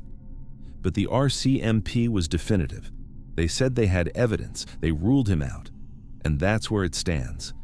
Which leaves us with the hardest version of this story to accept. That Joanne Peterson was the victim of a crime so random, so precisely timed, and so perfectly executed that it required no planning at all. A predator driving through Chilliwack on a rainy night spotted a small girl alone at a phone booth and acted. No warning signs, no prior surveillance, no connection to the family, just terrible, annihilating luck. The cruelest part of Joanne Peterson's story isn't the mystery. It's the math. Her parents were given a 30-minute window. They made it in 20. They beat the clock by 10 full minutes. They did everything right. They rushed. They drove fast. They arrived early. And it still wasn't enough. Because somewhere in those 20 minutes, the window closed. And when they pulled into the parking lot of the Penny Pincher, the phone booth was empty and the receiver was swinging in the rain. 40 years of investigation identified the man on the phone, and identifying him didn't bring anyone closer to JoJo. It just erased the only lead they had and replaced it with a question that's even harder to answer. If it wasn't him, then who was it? Who was driving down Vetter Road on a cold, wet February night and saw a little girl standing in the light? And what did they do in the minutes before a set of headlights turned into the parking lot? JoJo did everything right. She went to a public place. She called her parents. She waited where she was told to wait, and the world failed her anyway. Not because the system was slow, not because her parents didn't care, but because the margin between safe and gone turned out to be 5 minutes on a rainy night in a town where nothing bad was supposed to happen. In the small town of Nucla, Colorado, everybody knew Dale Williams. He owned the body shop. He coached the neighborhood kids in games of kick the can. He'd wake his daughters up at 2 a.m. to roast hot dogs on the wood stove just because he thought it would be fun. And if you called him day or night, rain or shine, and told him you were stranded on the side of the road, he would drop whatever he was doing and come help you, no questions asked. That was Dale. That was his defining trait, his pathological, bone-deep inability to say no to someone in trouble. And on May 27, 1999, someone who knew him very well picked up a phone, pretended to be a stranded motorist, and used that kindness to lure him to his death. It took 25 years to find out who made that call. And when they did, it wasn't a stranger. It was his friend. Nucla, Colorado, late May 1999. If you've never heard of Nucla, there's a reason. It's a town of maybe 700 people sitting on the western slope of the Rocky Mountains, deep in the Red Rock Canyon country of Montrose County. The landscape out here is enormous and unforgiving. Steep-walled canyons carved by the San Miguel and Dolores rivers, vast stretches of scrub desert, desolate dirt highways that snake between mesa tops with nothing on either side for miles. It's the kind of place where your nearest neighbor might be a 15-minute drive away, and cell service is something that happens to other people. Beautiful in a brutal, sun-baked, Old West kind of way, but also deeply, profoundly isolated. Nucla itself is tight-knit the way only a town of 700 can be. Everybody knows everybody. Everybody knows what truck you drive, what time you leave for work, who you had coffee with last Tuesday. It's the kind of place where people leave their doors unlocked and settle disagreements over the fence. It feels safe. It feels familiar. And that familiarity is what makes this story so devastating. Because in a town where everyone knows your name, the person who killed Dale Williams didn't have to stalk him or study his routine. He already knew everything. Dale Dwayne Williams was 42 years old. He owned and operated the Pro Body Shop, where he hammered out dents, replaced windshields, and painted panels. He was married to his wife Diana and had 2 daughters he adored. Dale was the kind of father who organized neighborhood games at 9 o'clock on a weekend night. Be rounding up every kid on the block for massive rounds of kick the can in the dark. He was charismatic, generous, and universally beloved. 5'7", blue eyes, brown-gray hair, a compact, sturdy guy with a personality 3 times his size. But the trait that defined Dale Williams above all others was his compulsive, almost pathological willingness to help anyone who needed it. If your car broke down, you called Dale. If your fence fell over, you called Dale. If you were stuck on the side of Highway 141 at midnight with a dead battery, you called Dale. And he came. Every time, without hesitation.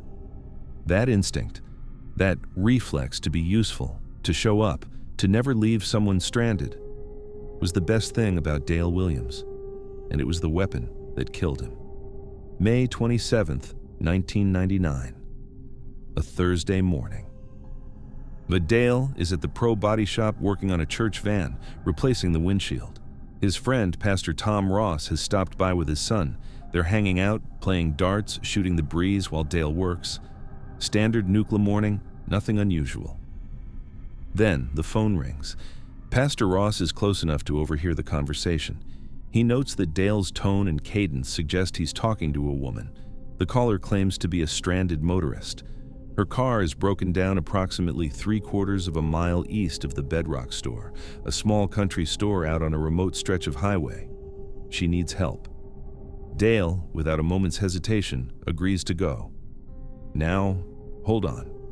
Let's look at that call for a second, because it doesn't make sense on its face. And the fact that Dale didn't catch the inconsistency is a testament to how deeply his helping instinct overrode his logic. Dale owned a body shop. He fixed dents. He painted cars. He replaced glass. He was not a mechanic. He was not a tow truck operator. He was not AAA. If your car breaks down on the side of a highway, you call a tow company or a mechanic. You do not call the guy who does body work. It's like calling a dentist because your knee hurts. The request made no practical sense. But Dale didn't care. Someone was stranded. He had a truck. He could help. That was enough. Around 12:15 p.m., Dale climbs into his white 1994 Ford F-150 and heads out. On the way, he stops briefly at the office of a family friend named Tommy Lawrence. He's in a visible hurry. Tells her he's on his way to help a stranded motorist and can't stay. That brief stop at Lawrence's office is the last verified sighting of Dale Williams alive. He drives out of town, into the canyons, into the desert, and he doesn't come back. The next morning, Diana Williams goes to the body shop to check on things. The building is unlocked.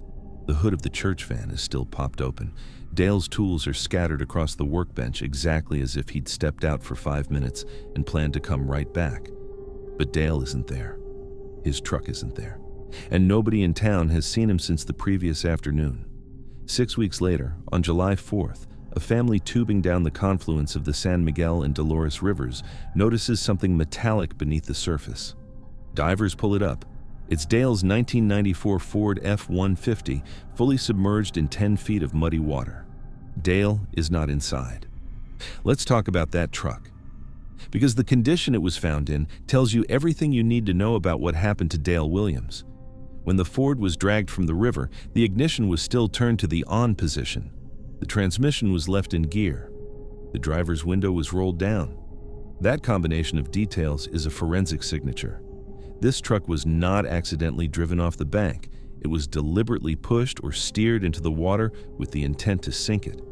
The open window ensured the cab would flood quickly and the truck would settle to the bottom. The ignition left on, the transmission in gear. Those are the marks of someone who drove or guided the vehicle to the edge and let it roll. This was disposal. Cold, calculated disposal by someone who understood that the San Miguel River and spring runoff would bury the evidence under 10 feet of churning muddy water. But there's more. A heavy toolbox that had been bolted to the bed of the truck was gone, forcefully removed. Only the lid was left behind, sitting on the riverbank. Why unbolt a toolbox from a truck you're about to sink? Unless there was something in that truck bed you needed to remove before it went into the water, or unless you needed the toolbox for something else entirely. And then there's the rifle. When investigators processed the submerged truck, they found a .22 caliber rifle lying in the bed with a spent shell casing still in the chamber. A spent casing means the gun was fired. Firearm purchase records traced that specific rifle to a local nuclear man named Dan Bishop. Now let's zoom out and look at the weeks before Dale disappeared. Because this wasn't a crime that came out of nowhere. His body shop had been burglarized, and whoever broke in didn't steal tools or cash. They left behind torn-up photographs of Dale and scattered .22 caliber bullets across the floor. That's not a burglary, that's a message. That's someone telling Dale Williams in the most personal, intimate way possible. I know where you work. I have a gun, and I'm thinking about you. And the phone call that lured Dale out of town? Investigators later determined it was placed from a stolen cell phone, not a landline that could be traced to an address, not a payphone with a location, a stolen mobile device used once to make a single call and then presumably destroyed. That is premeditation. That is someone who planned this weeks or months in advance, acquired an untraceable communication device, and executed a lure designed to exploit the one thing about Dale Williams that everyone in Nucla knew. He would never say no. For 25 years, the case went cold. And then, in October 2024, the Colorado Bureau of Investigation arrested 68-year-old Dan Bishop, the man whose rifle was found in Dale's truck, and charged him with first-degree murder. The motive, according to the arrest affidavits, was deeply personal. Dale and Diana Williams had secretly helped Dan Bishop's wife escape their troubled relationship and relocate to Texas. Bishop found out. Andy decided Dale was going to pay for it. According to investigators, Bishop didn't act alone. His cousin, Veldon Barnes, now deceased, allegedly helped orchestrate the lure and the ambush. The female voice on the phone may have been Barnes's contribution or another associate's. The two men reportedly lured Dale to the remote stretch of Highway 141, killed him, and sank the truck, relying on the vast, rugged Colorado terrain to ensure his body was never recovered. And here's a detail that will turn your stomach. In the weeks after Dale's disappearance, the community rallied. Missing person posters went up all over Nucla. Dan Bishop, the man who allegedly murdered him, was seen at the local post office tearing those posters down. Dale Williams's body has never been found. The canyons of the western slope are vast, and the rivers don't give things back easily. His family has a suspect in custody. They have an arrest. They have an indictment. But they don't have Dale. They can't bury him. They can't bring him home. What stays with you about this case isn't the forensics or the timeline or the rifle in the truck bed. It's the image. Dale Williams, 12:15 on a Thursday afternoon, climbing into his white Ford with a set of jumper cables and a good heart, driving out of Nucla toward a woman who didn't exist, on a road that led to a man he used to call a friend. He drove toward help the way he always did, without hesitating, without questioning, because that's who he was, and the person who killed him knew that, counted on it, built the entire trap around it. They didn't overpower Dale Williams. They didn't outsmart him. They weaponized the best part of him, his reflex to help, and turned it into the thing that got him killed. In a town of 700 people where everyone knows your name, the most dangerous person wasn't a stranger on the highway. It was the guy tearing down the missing posters at the post office. There's a piece of CCTV footage from the Varna airport in Bulgaria that has been viewed hundreds of millions of times. It shows a young man walking through a terminal. He's moving quickly but not running, not yet.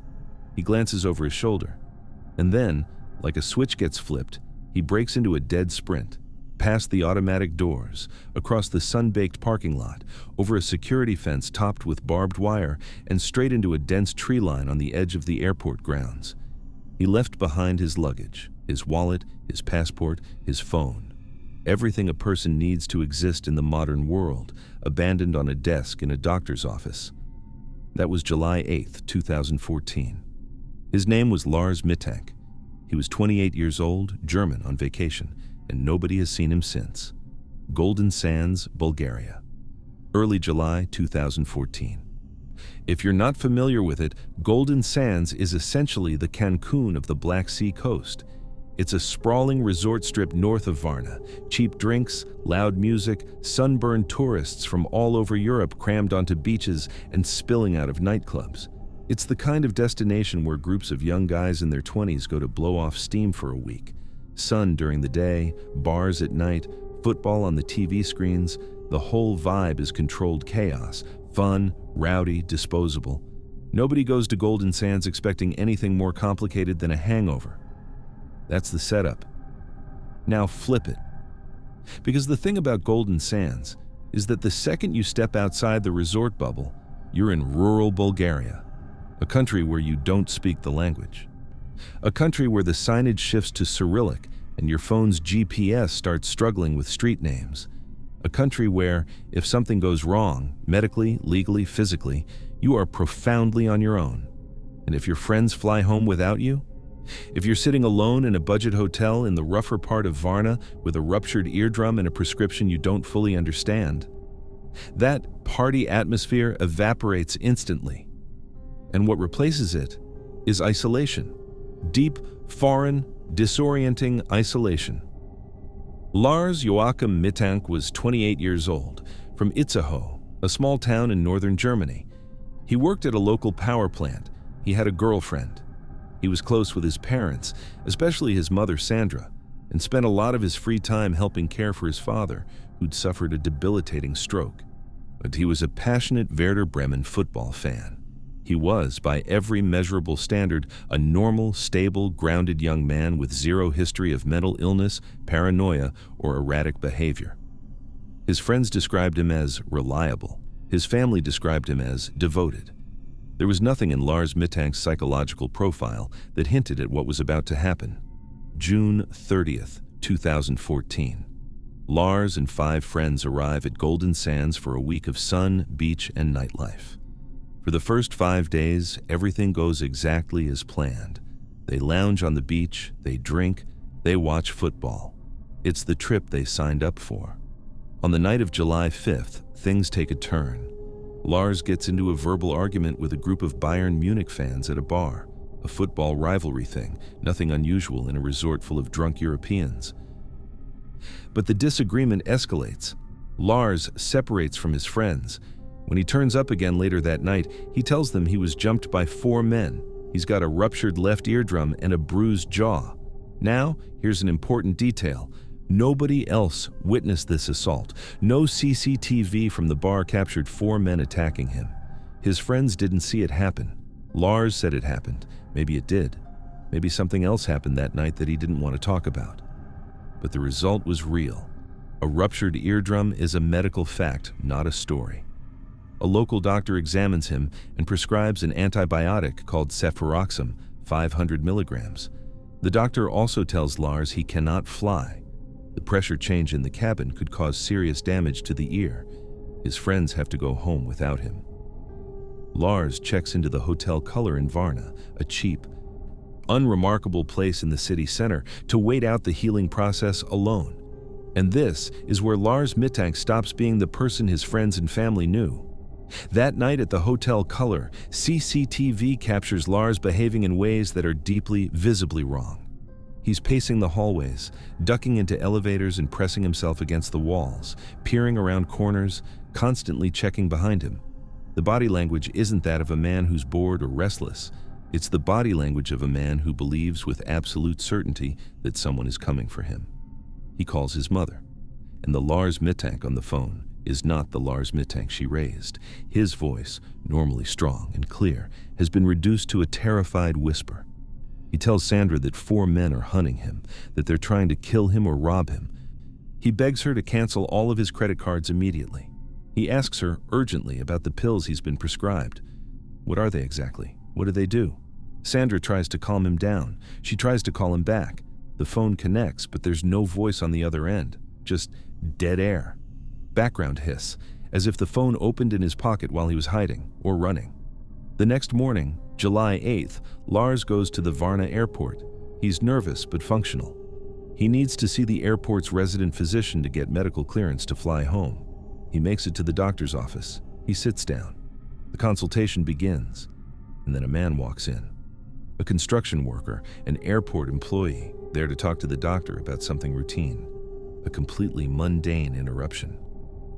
Lars looks at this man, and something inside him detonates. Where he leaps up, he screams. Witnesses report him saying something to the effect of, "I don't want to die here. I have to get out of here." He leaves everything, his bag, his wallet, his passport, his phone, on the chair and bolts out of the office. The CCTV picks him up from there, walking fast through the terminal, then jogging, then sprinting, out the automatic doors, across the parking lot, over the fence, into the trees, gone. That's right. Let's talk about what makes this case so uniquely maddening. Because there are 2 possible realities here, and neither one of them makes complete sense. Reality 1. Lars was experiencing a genuine psychotic break. This is the prevailing medical theory, and it's not unreasonable. The antibiotic he was prescribed, cefuroxime, has documented, albeit rare, side effects that include paranoia, confusion, and psychosis. Combine that with a possible undiagnosed concussion from the bar fight, sleep deprivation, the stress of being stranded alone in a foreign country, and you have a plausible neurochemical cocktail for a sudden, catastrophic mental health crisis. His brain, in essence, broke. The 4 men weren't real. The threat wasn't real. The construction worker in the doctor's office was just a construction worker. And Lars ran from phantoms straight into the Bulgarian wilderness, where he succumbed to the elements or fell into terrain that concealed his body. That's a clean explanation. But here's the thing. It doesn't sit right for a few reasons. First, the security paradox. This is the logic gap that keeps people awake at night. If you believe, truly, viscerally believe, that armed men are hunting you, an international airport is the single safest building you can run to. Armed security guards, metal detectors, surveillance cameras covering every square inch, police officers, hundreds of witnesses. If Lars's paranoia was telling him that people wanted to kill him, every survival instinct should have driven him deeper into the airport, not out of it. You run toward security, not away from it. You find a uniformed officer and you grab them. You don't scale a fence into an empty field. Second, the abandoned lifelines. Lars left his passport, his phone, and his wallet in the doctor's office. If you are a foreigner trying to survive in a country where you don't speak the language, those 3 objects are your entire existence. Your passport gets you on a plane. Your phone connects you to your mother, to the police, to anyone who can help. Your wallet keeps you alive. Lars ran into the Bulgarian countryside with nothing. No identification, no money, no communication device, no way to get home. A man fleeing a real threat would grab those things. A man in the grip of total psychosis might not think to. But a man in psychosis that's severe usually can't navigate a building, talk to a doctor, and travel to an airport under his own power. The level of function Lars demonstrated that morning doesn't square with the level of delusion required to explain the sprint, and third, the complete physical erasure. Lars Mittank ran into a populated area of eastern Bulgaria. Not the Siberian taiga, not the Amazon. The forest surrounding Varna Airport is bordered by villages, small towns, and active roads within a few miles in every direction. In 2014, with smartphones, social media, and security cameras everywhere, a disoriented, terrified foreign man running through rural communities should have generated at least one confirmed sighting. Instead, nothing. No remains, no clothing, no biological evidence. Over a decade of searching and not a single verifiable trace. He didn't just disappear from the airport, he disappeared from the earth. Lars Mittank became the most famous missing person on the internet because of that footage. 12 seconds of a man running for his life through an airport terminal, and you can feel it in your chest. The way his pace accelerates, the way he doesn't look back, the way his body moves with the single-minded urgency of a person who believes, with every cell in his body, that stopping means dying. Whether the threat was real or chemical or somewhere in between, the terror was real. That's not acting. That's not confusion. That is a human being in the grip of absolute primal fear. His mother, Sandra, has never stopped looking for him. She's traveled to Bulgaria. She's appeared on television across Europe. She still believes her son is alive somewhere, unable or unwilling to come home. And maybe she's right. Or maybe the trees behind the Varna airport are keeping a secret that the cameras couldn't capture and the search teams couldn't reach. Either way, the last image we have of Lars Mittank is a man sprinting across a sunlit parking lot in broad daylight, clearing a barbed wire fence and vanishing into the green. A man who went on vacation with his friends and came home as footage. 12 seconds of running and then nothing.